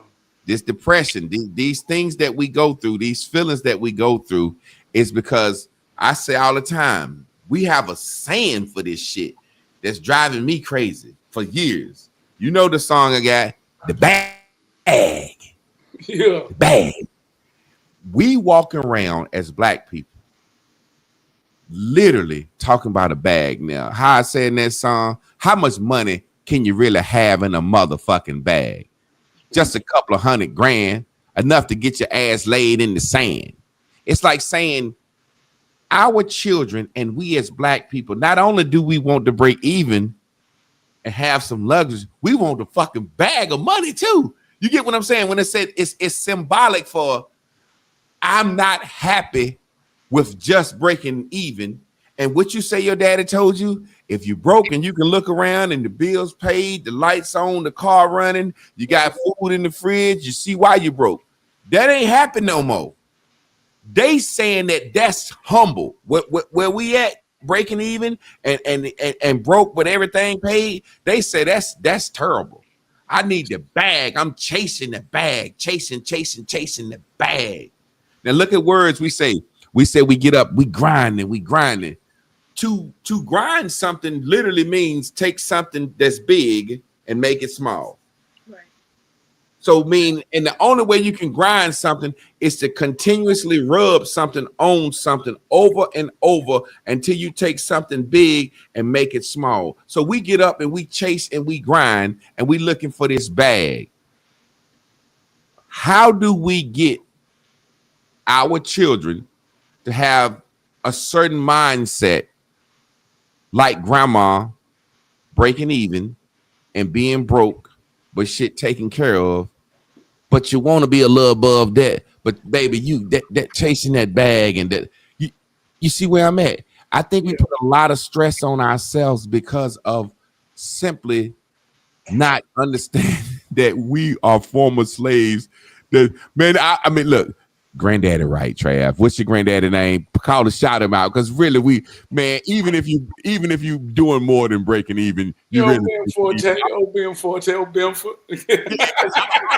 all it takes is a sprained ankle and a week off the job, 2 weeks, and your ass right back at even, man. God damn, Grandpa. Say, what's his name again? Ben Forte. Yeah. Damn, boy, we breaking even, man. And that's what you want to fucking do if you can break even. Now, if you can break even. I told my baby girl, she's 26. And she fell in love and everything. You know, she was still young, wet behind the ears. She moved out, got her love of her life and all of that. And when her and her ex decided to part ways, I told her the same thing my dad told me. You're homeless. Now, she was not feeling it at all. I know she was quite angry with me, and I know she didn't feel well, what we would call in well living at the time.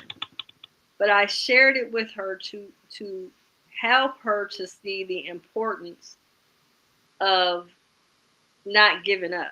Because one of the things that my dad would always tell me is we don't quit. You know, we don't quit. And he would always tell me this. Like, it was almost like it was like code of conduct. There is no quitters here. So you're my child. So being that, we don't quit. So I called myself trying to be tough as a mom, and I said, you're homeless. Well, she's never come here after that. You mean never came to your house? Oh, you mean just never needed to move home? Okay. I'm about to say, when the way you first said it, she's never come here. I'm thinking you said she like, fuck you. I never stepped foot in your house if I couldn't live there. And you know what's funny? She never had to move home. No, she never had to come home. And even in a different storm, when she was kind of struggling in high school, I didn't bail her out. I said, you need to let me know am I coming to a graduation or not. That's what you need to let me know. So I never gave her the bailout or wheeled her in. I was tough on her, but I don't regret it. But I do understand that in my toughness, I had to develop her into being strong and in that strength.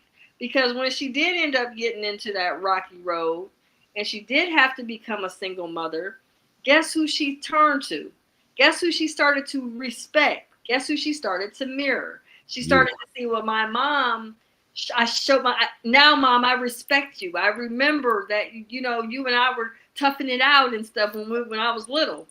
So it's imperative that as parents, we realize how important it is to now not just get caught up. If we all look at all of the videos we've done thus far, all of us have referenced our father, grandfather. They have been the martyrs that we have looked up to. I don't know for how long we've been doing these, but that's who we look up to. That's who we reference. That's our source, even to this day. Wow, man! I'm having such a good conversation. We've been all over the world and back, man. Let me say this last piece, man. I gotta say this. Close. Go ahead. And this goes into the perspective, man, of everything. Like it burns my soul. It burns my soul about us being victims to everything. But that same granddaddy, when he was sitting in his last days, I was sitting on his porch. And he bought a house, I think, in in the 60s. He paid $9,000 for it. And when I was buying my first house at 21, they deemed my grandmama and them house as flood land. So they paid him off, and him and my grandma bought another house, and they bought their second house, and I bought my first house the same time. And years later, I was sitting on his porch. He said, Buck, you know what?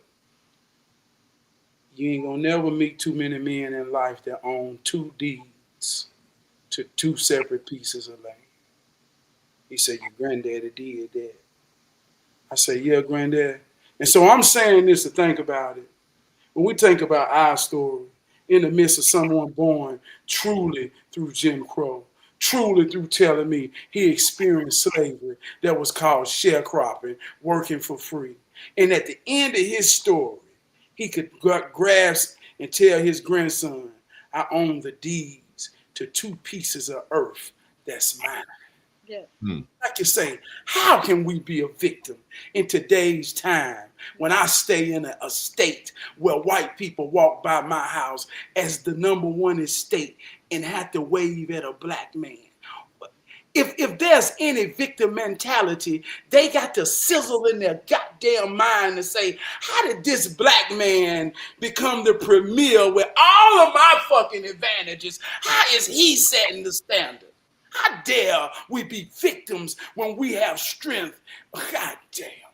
Because Trav, remember, there's so many victims because of the self-talk that we're being so negative internally. I understand it. Victimhood comes from, and a lot of times, Trav, the victim, Javon and I were talking about this earlier. You're talking about years and years and years of I'm talking about old conversations we've heard. It could be something overheard, not even to us. Javon almost got into a brawl with a friend over some conversations that have happened in the past.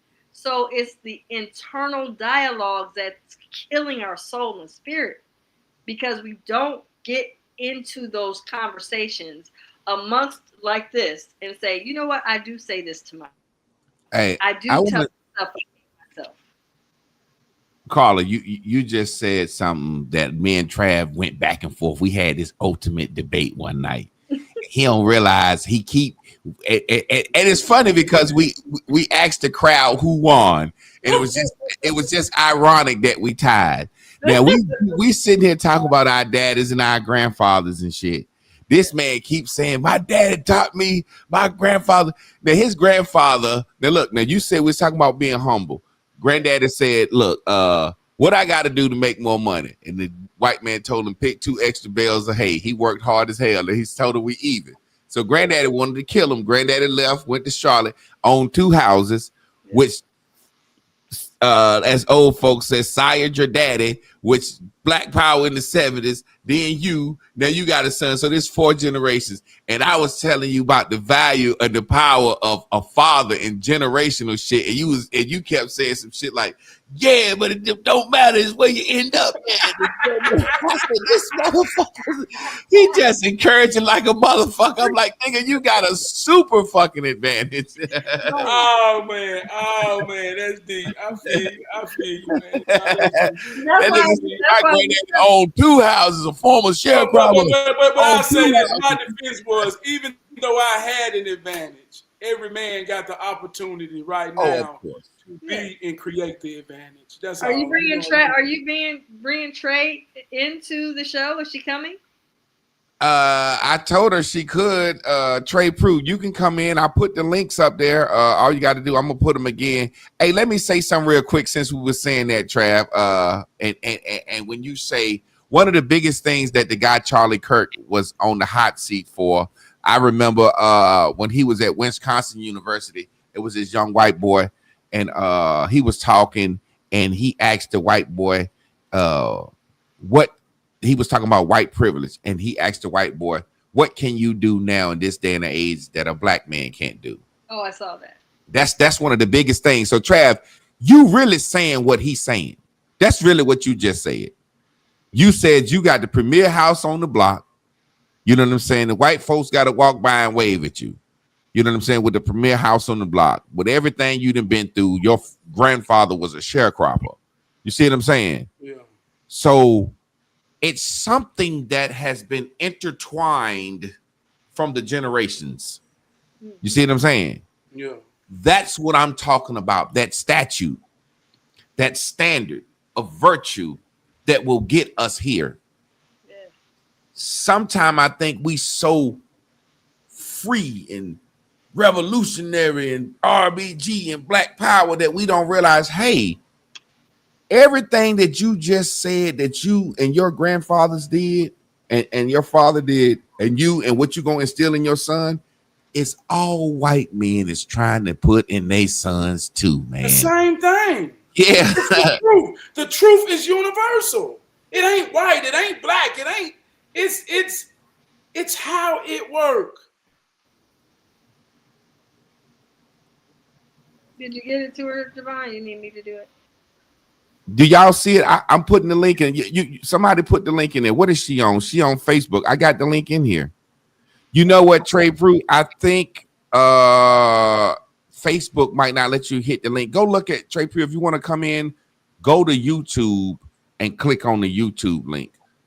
Because I see her on Facebook. I'm putting it up, but she says she don't see it.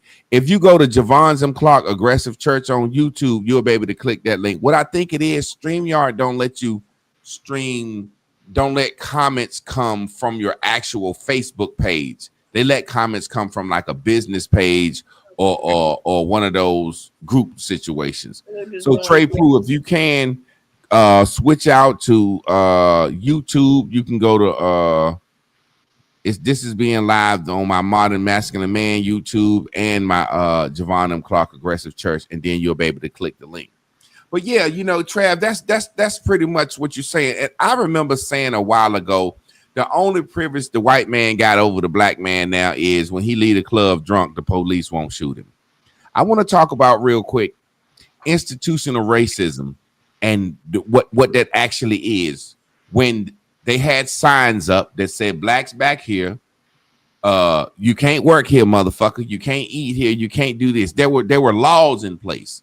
Now, we do know once you remove those laws for so many years, you're going to have people that try to kind of pseudo enforce those laws. There's a word called de jure racism and then de facto racism. I can't remember which one is which. De jure, I think de jure is just, this is straight up the law on the book.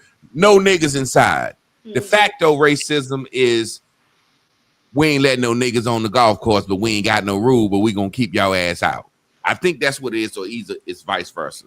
Somebody put that up for me. I don't know why I say that, because I just hate to put out wrong information. The motherfucker be like, this de jure, this de facto, and be wrong about it. Right. So what we have is, right now, there's nothing on the books. There's nothing on the books. The problem with us is we don't want to join these institutions that we say are racist. So say, for example, what I mean. Police force. What's up, Trey Prue? I'm going to finish this up, then we're going to get you in. I want them to weigh in on this question real quick. The police force, right? The police force wouldn't allow black men to patrol white neighborhoods and wouldn't even allow us to be cops at one time. Now we saying the police force is racist, but we have the ability to say every black man that turns 18 in every city of America, go downtown and join your local police force. And what can happen is we will have more black cops than there are white cops. Now that ain't saying we gonna control the world, but it's saying we ain't gonna shoot our own people and police our own people in a certain way. Black people don't want to be judges. We don't want to be DAs. We don't want to be court counsel. We don't want to be nothing, probation officers. Police and the law is the only level of power and authority that black people get to engage with, because we don't talk to our senators. We don't talk to our congressmen. So a police is the first level of law and authority. That's what Italians did. That's what Irish did. They joined the police force because that gave them some influence and power in the community. Somebody said black police still have to follow the system. They do have to follow the system. And that's a brother from X, Lower Salisbury. Thank you for coming. Black police do have to follow the system, but a black cop is not going to walk up and choke the fuck out of George Floyd. A black cop is not going to walk up and fucking shoot Tamir Rice down with a damn plastic gun. You know why? Because he know his job is going to be lost. A black cop ain't shooting nobody. You know what I'm saying? But the point I'm making is we don't have racism on the books anymore. So at one time, Trav could have been screened out of his neighborhood legally. Now, if Trav credit score good enough and blah, blah, blah, he can live where he want to live. So that's what Charlie Kirk was saying. The walls and the rules of racism has been broken down, but you'll always have individual racists. What's up, Trey Prue? How you doing? Trey Prue. Her shit just... Hello, Javon. M. Clark. What's up? What's Mr. up? Trap, What's up? Harry. Hey, Hello. Can you hear me okay? Yeah. Hey, look, before you start, Trey, I'm hoping that this, because you're breaking up to me. So hi, Miss Carla. Can y'all hear me? Yes, Yeah. I can hear you. this is one of our You most can't hear me? Yes. loyal watchers Okay. right here. Go ahead, Trey. Before my sound go out. Hi, good evening, everyone. So I heard what you were saying a little bit. It was breaking up on my side. And then I'm off topic. I wanted to come in specific because I was mad. I wasn't mad. You know how we get in our feelings, but no, I wanted to be a little girl yesterday, and I want to be a little girl today too. But I get on the topic where you were talking about Chris with the gown, and that's what I'm saying. I know you're talking about something else, so I don't mean to come in, way No, off topic. Is that okay? No, go ahead. This is always education. This we want. We want people to Go come ahead. in. I heard. Go ahead. I heard. Go ahead. Yes. Yeah. So yesterday when I don't know if I'm freezing up, I'm gonna give it a try. Do this if something happens so I can We can stop hear you. talking. We But can hear you. yesterday it was Chris in the gown, and I did make the comment of why couldn't the gown speak for her, basically. You was like, I don't want no little girl, I want a woman to tell me what she want, and I get it. But you know what? I just got off the road. I've been driving 10 hours. I'm tired, but I still feel the way I feel. Sometimes I want to ask the question, sometimes is it okay for the sexy nightgown to speak? Because as that little girl and as that...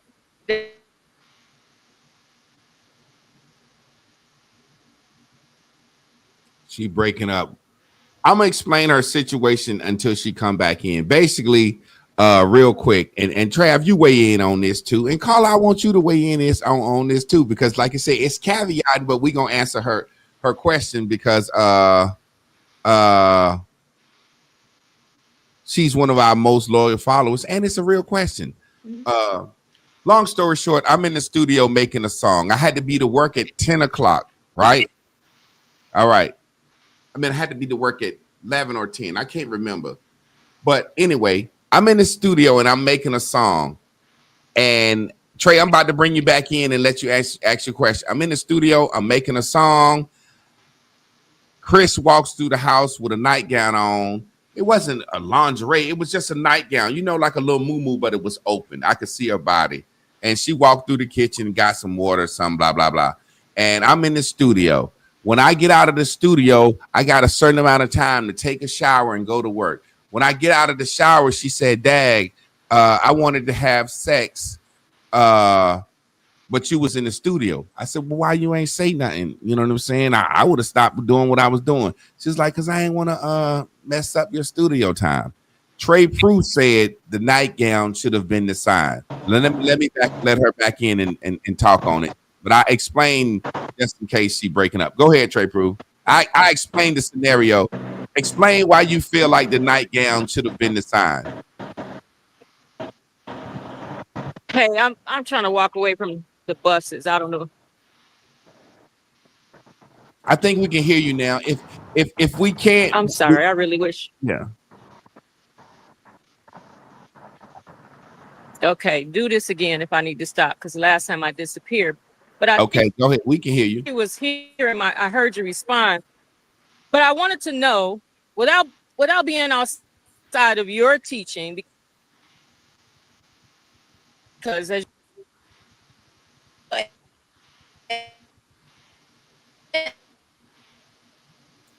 She just might be in a bad space right now. I ain't gonna keep, you know what I'm saying? I just Trav, weigh in on that, because let me say this: sometime the nightgown can be, but that wasn't that. Now, if you come out specifically, but Trav, you weigh in. I don't want to. Well, like I say, I mean, I get the gist of the circumstance. I don't think it's about right or wrong. You got to know what matters to who matters, and that moment could have been more so about you or more about her. But the fact that she say, "Well, I felt like you should have noticed me in my moo-moo," but like you say, expectations is the seed of disappointment. So anytime you put expectations in something more than you assert yourself, then that's the seed. But I don't think she was wrong for expecting that. And if more so anything, now you understand that's where she at. So it ain't no drawn out, you know, well, my bad. All right, damn, I ain't know, but I ain't got time now. But, you know, run the play again. I won't drop the ball. Let me try her one more time, man. She might, because I really want to get her. Let me try her one more time. Yeah, run the play again. I won't drop the ball. Run it back. I'm sorry. Right? Can we run that back? That was just last night, right? Can we go back? Okay, we can hear you good now. Okay, good. I walked away from them buses. Good. So yeah, I was hearing what Trav was laying down, and that's the question. Can we run it back? Like, I mean, because, or is it too? I mean, because you went to work, didn't you? Yeah, I had to go to work. Now the next time, you see what I'm saying? The next time I'll see her in there, and I'll be like, "Yo, what's up? You trying to do something?" You know what I'm saying? But wait. You in an open marriage, right? And you went to work, so she might be good by the time you got home. I'm not saying that. I'm just saying, like, if that's what it is, she might be good. And guess what? And being in an open situation, real life, if she good, she good. Okay. You know what I'm saying? If she masturbates, she good. What I'm simply saying is, I had to fucking go to work. You know what I'm saying? Okay. All right, we'll see you when you get home. Yeah, you know, it's an old saying that closed mouths don't get fed, right? So what I'm saying is, I'm a man. I can take a hint, but in a situation where I'm doing something and you really want something, I think you should be old enough to see and respect that I'm doing something and come ask me and not try to make me feel guilty about not noticing your little moo-moo. You see what I'm saying? So that's what I mean when I say as we move forward. And next time you run the play like Trav say, I'm like, hey, you got your little shit on you. You know what I'm saying? Do you want to do something? Miss Carla, what you think? Yeah. And like I say, even if that's the expression at the end, I mean, that goes into a very small portion of ain't nobody but the bullshit. I mean, that's bullshit that make a relationship is what it is. Sometimes you need that, you know, and that may be a new place she running. And we may not, and I'm saying this, Trey Prue, from a woman, I would say, perspective of me, sometimes y'all get new plays that y'all want to test out, and you seeing if the moo-moo got it. You seeing, or you craving attention. And I ain't realized that I've been on a real pattern every day trying to get this song out, trying to get this album out. And she been trying her best not to interrupt, not to say nothing, trying to understand. But the soul can't keep no secret that behavior won't reveal. So she behaving any kind of goddamn way to say.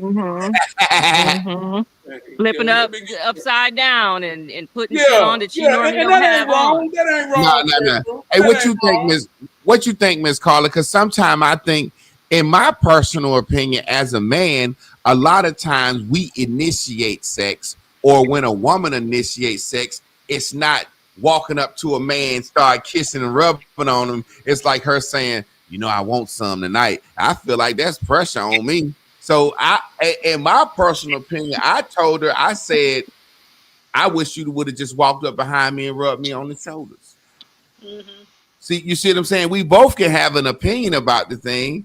You know what I'm saying? But if Men want to feel wanted, or like women said foreplay, like, you know what I'm saying? A lot of times with women, I'm not saying my wife or talking in general, but in my experiences with women don't necessarily initiate sex. They might hint and put their butt on you, but what if I want you to come over and kiss me softly on the ear or something to help me get my engine going? You know what I'm saying? That's what I was saying. I don't think no man really. I'm gonna use the word wants that aggressive. I think a man wants to chase and hunt. I mean, I think that's a natural order in the nature of a man. You know what I mean? I Feel definitely good agree with you. Ego, but nah, I'm a hunter. Hey, look, let me ask you something now, because you just, I ain't even got to ask you because you just said how you feel. I believe I'm a hunter too, but sometimes I want to know that you want me outside of just hinting around or flicking around the house. You know what I'm saying? Like, go ahead, Trey Prue. What I'm saying is that you may have wanted her to come up and kiss you on the neck, and you wanted her to say something too. But I'm saying in those moments where we revert back to that you know exists, I mean, we're never going to stop being a woman. So if you, I mean, more mature, sure, we are striving to be that in those areas. But in some areas, what all I'm saying is, can you just stall us out? If she put the nightgown on, come on now. Well, you have to understand, my wife always wear nightgowns. You see what I'm saying? Okay. I guess what I'm saying is, ultimately, like Trav said, she run the play again, pick up on it. You know what I'm saying? But ultimately, what I'm saying is, as a leader in my household, if I allow that to go and be in that little girl situation, there's another situation and another situation and another situation.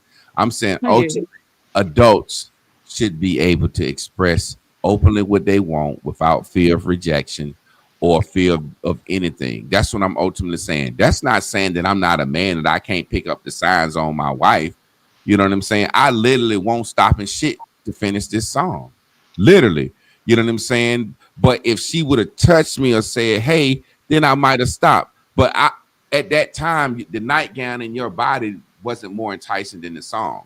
So I just feel ultimately the rules of engagement has to be set. And the rules of engagement of how I like to deal with people, how I talk to Trav, how I talk to Carla, how I talk to you, we forming a super team. You know what I'm saying? And I'm always open, honest, and transparent. Miss Carla, I need you for this. I need you for this. Trav, I need you for this. Go ahead. You already know. You better buckle up. Go ahead. Okay. So let's talk about women for real. You know, for me, I know a lot of people think I'm tough on women, and I am. I get into women's asses. I don't play. But I also am a woman as well. So let me put you up on game about how the woman works. So one of the things I'm working on in coaching with women is to teach them not to go into the soul freeze. So what happens is, if a woman wants to get intimacy or she wants to be sexed and loved on, a lot of times there is no words for women. We just get the signs. So men usually, listen, men are visual. We attention based upon how y'all see us optically. You're moved by what you see. So if I'm wearing booty shorts and thongs and walking around the house with you and might throw on just a real pretty lacy bra, no top, whatever, I'm giving you a sign, not necessarily to just get you off and get upstairs and let's get this done. But sometimes I know for a fact as a woman that men love our skin, they love our asses, they love our shape. They love smell that. That's sexy shit.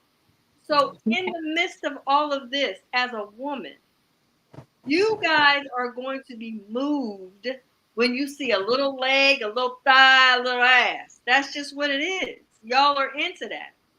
But again, remember earlier today, You mentioned that you're struggling writing the book, but you said that you will hold off your wife to get this music done, right? So ain't nothing gonna stop you from getting that song done. Mm-hmm. When your wife walked in with her little cute stuff on, you're saying, well, look, she wears nightgowns all the time, but does she wear those types of nightgowns? Mm-hmm. So you got to be paying attention as a husband, because we give y'all the sign that it's go time. We don't Let me say this to you. So and Trav, I want you to speak on this, and I don't want to get nobody in trouble. You know what I'm saying? Sometimes women need to understand men get older. Our testosterone ain't the same, and you don't excite us the same.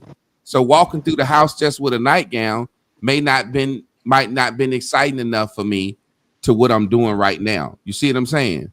Sometimes women have to understand that men don't feel like fucking. And we live in a world where if a woman wants sex and a man don't want to have sex, she think we cheating or doing something or think it's something wrong with her, when I might just have something on my goddamn mind. And I think women need to understand that. So what I'm saying is, we adults, so we don't get confused. I have no problem with telling my wife. There's been times that I have gone to my wife and tried to initiate something, and she had the right to simply say, baby, I had a long, hard day. The last thing I want to do is have sex. And I feel like I got that fucking right too, even if she walk around sashaying in some shit.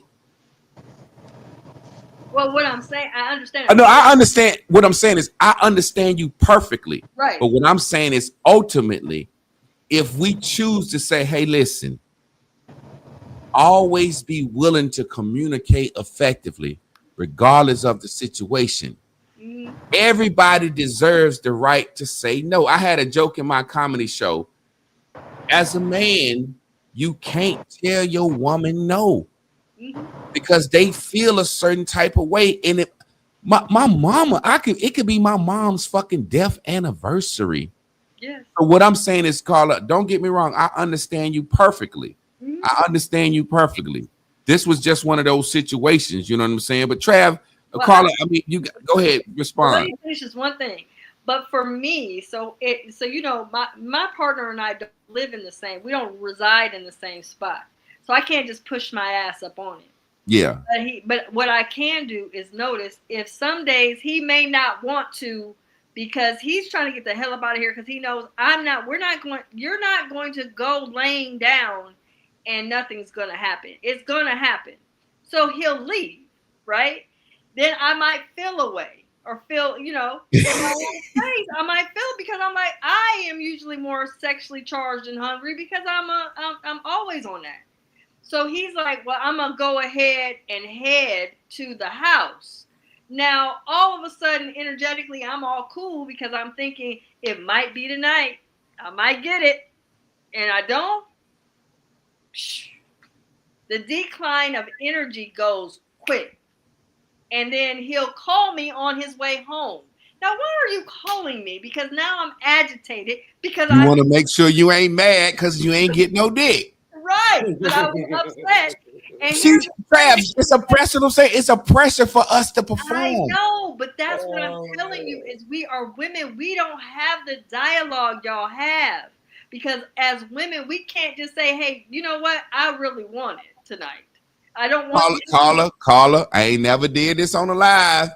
I'm gonna have to call bullshit now. You a life coach now. This is what you do. You teach women to you teach women this. So I know you are, but when he call you, he just heat checking you to make sure you ain't upset that he left, you know. I know, but I can still be in the deep freeze. You can. Yes. I understand. You know, Trav, it's funny because Trav, I want you to weigh in. I know we on a different subject, but the people still watching.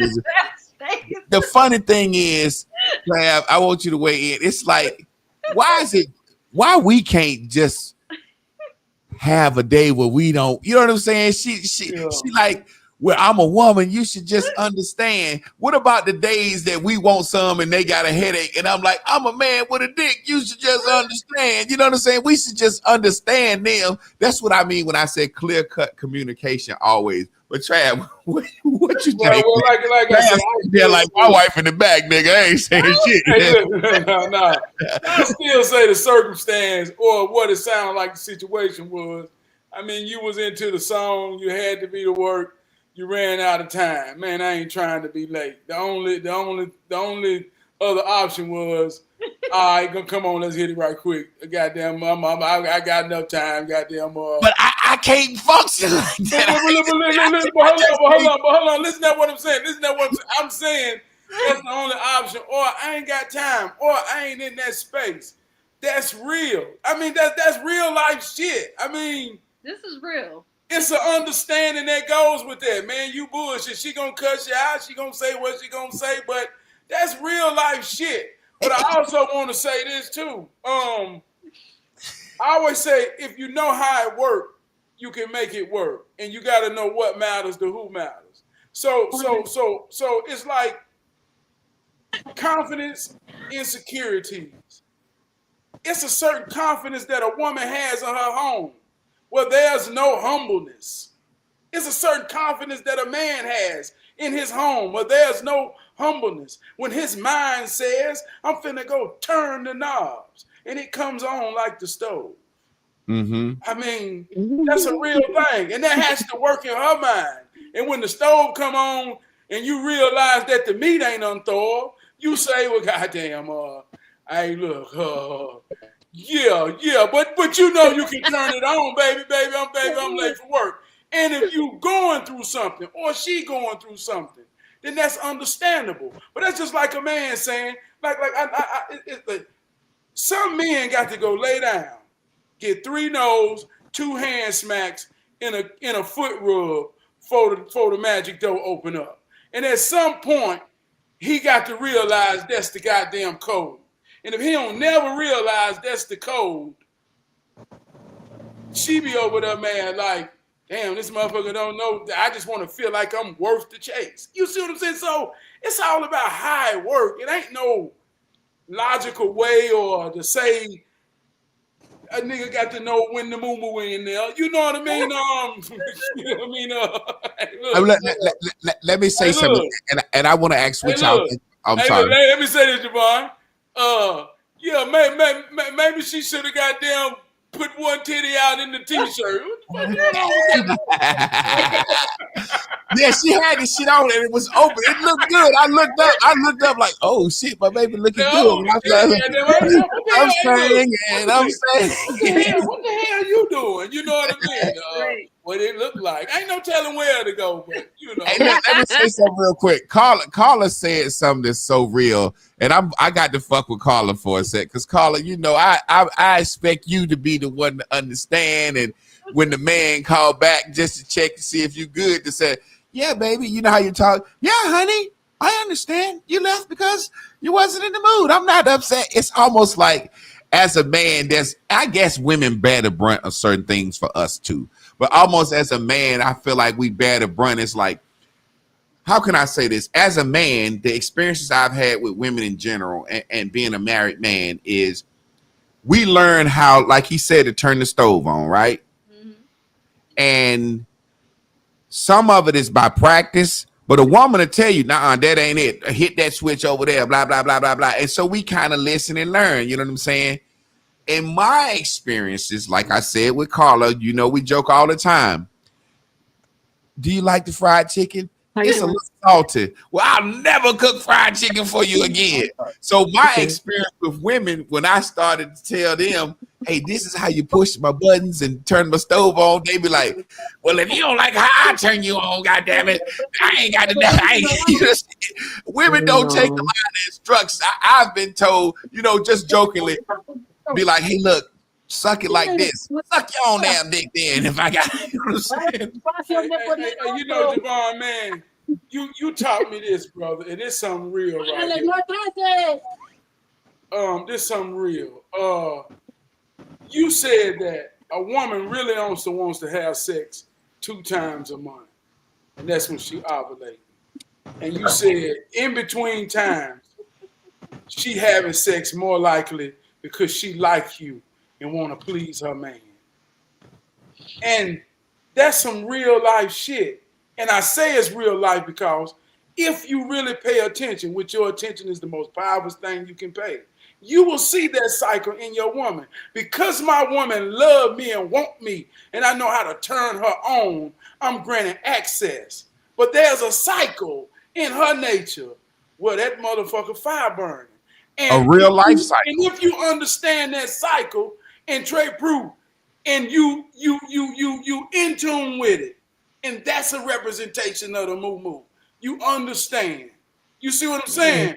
But that You gotta goes feel it. back- Caller disagree. I think Hey, Caller look, that goes back to twice. your attention is the most. Well, like I say, Carla, I'm talking about in the nature of the I woman. get it. No, I get If it. you like him, he can turn you on at his disposal. So Yeah. you know, I'm just a little more sexually hungry, I guess. But Yeah, I was boy I feel crazy. you. But I was boy crazy. So, you know, you can I don't apologize. I just tell you what it is. I don't have no low drive. It's just not me. Yeah, but you know, like I said, this is what I'm saying. The mercy of like, what I'm saying is, for the most part, every time that I didn't have sex, I was made to feel bad in some way, form, or fashion. When I said made to feel bad, I don't mean somebody trying to, but just to kind of, what's wrong? You okay? Your nuts hurting? Are you sick? I don't want to do it. Okay. It's you know what I'm saying? It has been, and I'm not saying made to feel bad. It's like you said, when he called you back, you still in freezer mode. It's like, why is it that there are times that we've been turned down and we sneak in the bathroom and sneak and do some, and then I done got caught sneaking after being turned down, and then got mad at me for doing that. Like, hey, you wouldn't give me none. I went in the bathroom to sneak and do something, and you done came in and caught me and said, I can't believe you in here doing. I'm like, God damn, what the fuck? You know, I'm just being real without being too graphic. You know, we all adults. It's all adults watching the show. You know what I'm saying? Right. But it's like, How many we got on tonight, by the way? it's 139 right now. So Yeah. again, remember you didn't think we were gonna do too good. But Yeah. You know, Thursday night football. Hey, Trav, I want you to comment on this. And Trey Pugh, you've been bears and bubbles before we get out of here. I was saying before, we can choose to watch a movie or we can choose to watch a nightmare. Either way, we don't know if we right. We can just choose to what to think. So I said, okay, you remember I called you today, Trav. I said, Trav, we got some momentum going. I want to go on. And you see how excited I was, right? Soon as I got off the phone with you, shit pop up on my screen. Prime Video, Thursday Night Football. I said, damn, it's Thursday night. God damn, you know what I'm saying? Then I started thinking, man, people going to be watching football. I'm watching this movie now of people going to be watching football and they ain't going to tune in. You know what I'm saying? Like, why would they tune in to us? That's what my mind starts saying. That negative self-talk that Carla was talking about. And I want you, I want Trey Prue. Yeah. Let me say this on that because Thursday night is my night for my show. Exactly. And I've been consecutive, faithful with that. And I took the challenge when you called me, man. That was an honor. You say, man, we want to do this. And my intentions was hit it, quit it, get on. But I say, man, when it feel good, you go with the flow and you let go and let God. And in that sense of when I say God, meaning things that's for me and with me. And I spent this Thursday night, the whole night, and even to have Trey Prue on as an addition to this with y'all, man, it's been a soul honor, and it ain't been a sacrifice at all. Nope. It's been a true positive addition to a Thursday night that's special to me, dog. That's dope, man, because, you know, when it got 9:25, I was about to say, hey, man, you know, you got your show. But then I was like, hey, he a grown ass man. And I ain't no need to bring that up right now. He know what time it is. You know what I'm saying? And that's a situation where I believe in the humility, because you said it just now. I didn't want, because in my mind, I'm thinking that I know this nigga been consistent with his show like a motherfucker. You know what I'm saying? So I didn't want to bring that up. And you got people that tune in to you. You know what I'm saying? So yeah, man, it's a Trey Prue. What you think about that as far as, you know, the negative self-talk? And, you know, we can choose to watch which movie we want to, but I found myself watching a movie of tonight, ain't nobody coming in because of the Thursday night football. And that's, I think that's the biggest battle right there. The battle of the Yeah. conversation in our fucking head. That's the biggest battle. Trey Pooh, Yeah. I want you to weigh in on that. Oh yeah. Listen, I'm under 3 liters right now. 1, 2, 3. All of y'all on the screen. I'm under 3 liters right now, and I drive for a living. So all I'm doing is thinking, and it's all always going on up in here, whether I got music going or just silence. I was excited yesterday to hear you were coming back. I was like, man, I'm gonna be driving. So then I promise you, I left the fuel station, and I'm a little irritated in my spirit. And what popped in my head? Nobody cares. Nobody cares. Some say they do, but they really don't. Some say they will, knowing they won't. Because that struck me. It strikes me. That song strikes me at times when I'm dealing with people, and there's nothing we can really. What's been on me the last couple of days is I'm at the mercy out here in this world, out here at work, around people. We're at the mercy of people. I'm talking about someone could be looking to sabotage you. You got to turn the channel. You have to bubble hop. I'm struggling up on them bubbles, trying to hop up because I'm so tired of people around me. I'm at the mercy of them. My job could be gone in one day if one person have a bad day and say some stuff sideways, and then I'm out of a job over some mess, over something that ain't true. I'm at the mercy of everything and I'm at the mercy of myself. That's when I get up on that bubble. That's when I get. So this is a good channel tonight, and the numbers show it. Damn, they go my boss. And the numbers show it. Get your ass The over numbers out show and it. go get Everybody's 5. scared of him. Oh, that's Michael. No, that's Michael. Everybody's scared of my Yeah, boss I'm anyway. just scared. And you better not be scared of him neither. Miss Carla, take us out of here because I gotta go to work. And like I said, Trav said when the God spirit move, you know what I'm saying? Because I kind of can. I'm supposed to be there at a certain time, but I can kind of, you know what I'm saying? So I was like, man, the spirit moving, man, So we talking about the soul of Black folks. We talking about the living soul path. We talking about Numbers 9. I just like the fact, man, when I say, and I just want to give a spiel for y'all and shout out. I like the fact that everybody understands a lot of stuff, but see that truth is universal. I've had some people hit me up like, what's this living soul shit? You know what I'm saying? And I'm like, you just gotta move forward and say fuck the detractors, and Trav breaking down words, and people looking at shit a certain way, and it's like the fact that all 3 of us up here, and this sister says she under leadership of 3 people, it's kind of like how Trav understood the living soul, and I didn't even talk to him.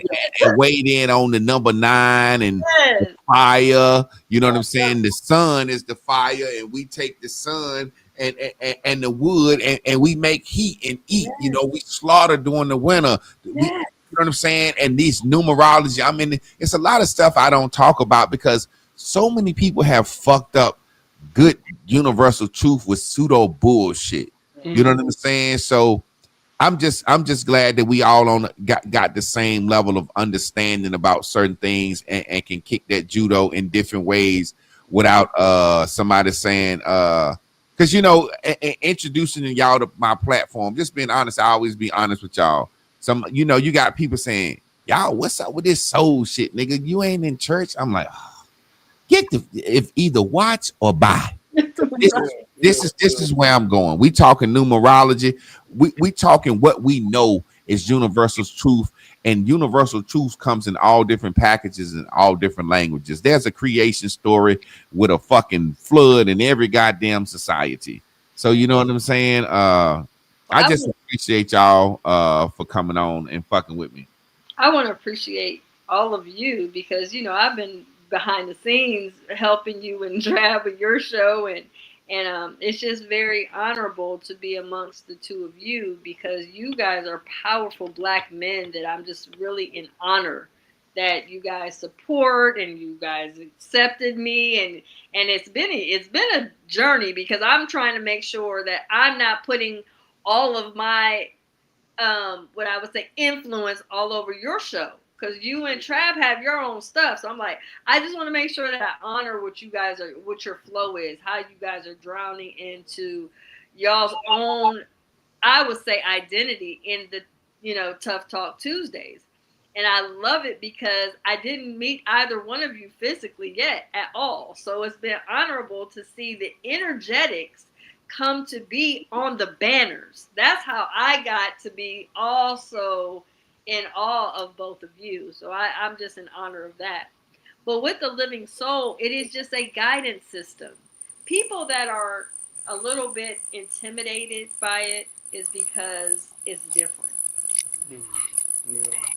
But what we know is the accuracy of helping us to guide and learn how to basically make more intentional decisions off of the earth numbers, the soul elements, and our archetypes really helps us to build understanding of self. We have a better love of self when we understand self. Yeah, everything is rhythms. Carl, I think that's you squeaking because you see how you stop. I think the closer you get to your phone, it squeak. I'm actually I'm at my laptop, so I know. Oh, it seemed like it was squeak. I don't know. I ain't trying to put. I'm blaming it on the goddamn woman. I'm saying, it's just like squeaking. Blame it on the rain. Right. Trav, take us home with some of that preaching shit, or just give us something good, man. Trav, I'm gonna always be like, Trav, hit us with the benediction, man. Yeah, man. Tonight, I had my word out, and my word was flavor. That was gonna be the word for my show tonight.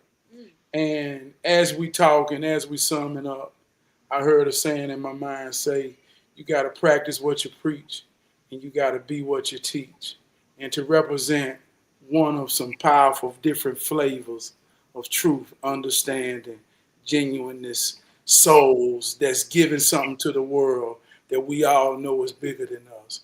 We can get in ideals to say, if God is on the inside, do you understand it enough that it's on the inside of everybody? So you receive and you give God through we all we got, we all we need. And everybody got a flavor. Like we say, they left a bad taste in my mouth. I ain't going there no more. I ain't dealing there no more. Well, in the word of flavor, man, we that Napoleon ice cream. We that Napoleon ice cream box. You know what I mean, man? And if you just rub across and get a scoop, boy, that strawberry, that chocolate, and that vanilla together, gonna be good in that cup. And it's been good, man. So true. Know your flavor. Know your flavor. My flavor is called Hero Training and Hood. So know your flavor, know your style, know your judo, and kick your shit with all you got. Hey Trav, look, this is where I'm supposed to be humbled. I got to put you on the goddamn spot for fun. You took me back that chocolate, that red, and that fucking vanilla ice cream, right? And in my home, for some reason, nobody liked the chocolate. It would always be a tall ass cup of chocolate left, and we would eat that last. I would go on the ice cream and be like, God damn, the chocolate left. I'd be like, oh well, fuck it, I got to eat some ice cream. So that chocolate would always be left. But boy, let me fuck with you. That my nigga said that Napoleon. I tell you something, a joke. When I was growing up, right, I got my ass whooped behind that ice cream. Yeah. My granddaddy called it that Napoleon, and I started learning to read, thinking I'm getting smart. And my granddaddy said, go there and get that Napoleon ice cream. I said, it's Neapolitan. Slap! Don't correct me, boy. Hey, is it Neapolitan for real? Yeah, Neapolitan. Where the hell I get Napoleon from? Hey, look, do me a favor just for kicks and giggles. Ask Siri. Yo, Alexa, but don't you disrespect Alexa like that. Yeah, I'm sorry, ask Alexa. Alexa, what is the ice cream called where you got strawberry, vanilla, and chocolate? From Wikipedia.org. Neapolitan ice cream is made of blocks of ice cream, chocolate, vanilla, and strawberry side by side in the same container. I don't know why in the hell I said Napoleon. Because it looked like Napoleon. That what It he looked called like in the Black House. Look, I know that's what listen, I got slapped. Listen, my family would tell that story Oh my every God. year. My granddaddy ain't never hit me but one time, bruh. I corrected him about that goddamn ice cream. My granddaddy had got them cookies. My grandma had made some banana pudding. And my granddaddy said, and this is funny, he called me Jerome. I don't know why. Jerome, go in there and get me that Napoleon ice cream. I said, Granddaddy, it's Neapolitan. Slap.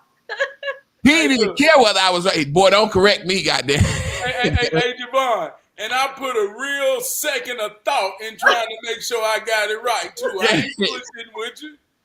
Well, And look, I'm about to type it, Neapolitan. Javon struggles with saying what the shit. What was the name Suppose, and suppose. I fucked that up. You know what I'm saying? What is it that you say every time we talk about your Now watch this. Notice I ain't said it. I got a fucking flag from YouTube saying that I was giving false medical advice, and it took me to the part of that video when I always say it's antimicrobial. Yes. Yeah, it said your video cannot be monetized because you're giving false medical advice. Took me to that video, the spot in the video. And I looked at it and I'm like, that's when I'm giving my Sage announcement. And I'm like, it's antimicrobial, it's antibacterial. They was like, nigga, you better stop saying that shit. But you notice they ain't saying that shit no more. You haven't, but you've been struggling saying it anyway. So that's look, I'm gonna tell you, I will have to slow down like Trap. I will be like, so you have to do what you're supposed, and the kids just bust out like they be like, suppose, Clark. My wife fuck up bring and take. She be like, bring that in the kitchen with you. I'll be like, take that in the kitchen. You know what I'm saying? Oh my God. But you know, She'll look at me and be like, bring. I'll be like, Chris, bring. It's like bought. I meant brought. Bring brought.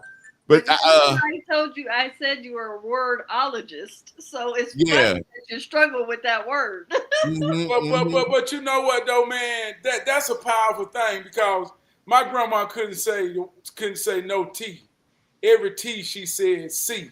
So she would call me Krabbis, and all my friend, my cousins, hey Crab, hey Krabbis, or she would, that's a pretty crook you got. So but it's like, think about. And I used to think it used to be the way people's tongue was made or their lips was made. I never understood why people could and couldn't say things. But think about the day, man, how someone really couldn't. You know what I mean? Like today, could we accept and love through those type of things? And I think they exist today, man. I think we just don't talk enough to really hear people get open.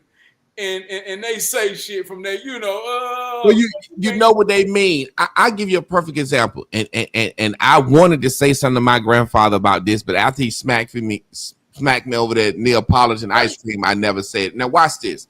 How you say this? My granddaddy could say SCR. He would say, "I want a strawberry."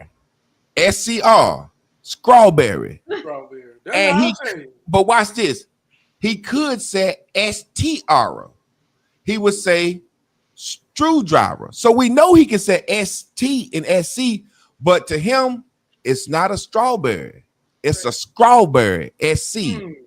And it's not a screwdriver, SC. It's a screwdriver, ST. So I know he can say ST and SC. He just mixing them bitches up. Hey, boy, go in there and get me a damn screwdriver. A screwdriver? Boy, them strawberries good as hell. Call her how you say ambulance. That's what I want to hear. And you know what's hilarious? I say that worse, ambulance. My mother used to get upset with my dad's mother because they did not have a good daughter-in-law, mother-in-law relationship. And so my grandmother would tell my mother, "This ain't your house. This is Richard's house." And my mom would be hot. Like, she just told me it's not my house. But she wouldn't say your house. Yourn. She'd say Ewan. Yeah. Yeah. So it's just all kinds of different ways that it was accents, and it was just different ways that people would say things. but we knew what it was. Yeah. If we stood to correct, we would get popped easy. Mindsing. That's something my family used. I fuck around and still say that today. Mindsing. But like minds. Right. Well, family, I appreciate y'all, man. We had a good night. Y'all stay tuned, man. Mondays, me and Chris took this test, so we're going to be back on Mondays at 8. Me and Trav, Tough Talk Tuesdays at 8. Me and Carla, Randy Raven, Wednesdays at 8. And I'm going to be coming on Thursdays at 8 with the round table. Hopefully I get my people on there. I know my man Trav got his show. So what I'm going to try to do is I'm going to be off by the time his show starts so I can always share his show so we don't be goddamn double dipping like that. So I might come up Friday with my guy Monster just to have some fun. You know, the beautiful thing about this is, and what y'all say about kicking your judo, y'all two made me like doing this right here. People been telling me I should do this for years. And I fucking didn't want to do it so bad. I hated the idea of a podcast. But when I got up here and talked to y'all and having fun and just knowing that we putting some good vibrations and some good words out in the universe, man, y'all, I really appreciate y'all. Y'all made this shit right here fun for me. Like the Bears and Bubbles is cool, but the podcast and sitting here with the mic, that won't something that, but y'all really making this fun for me. Yeah, I appreciate that, bro. I appreciate you. Y'all hold it down.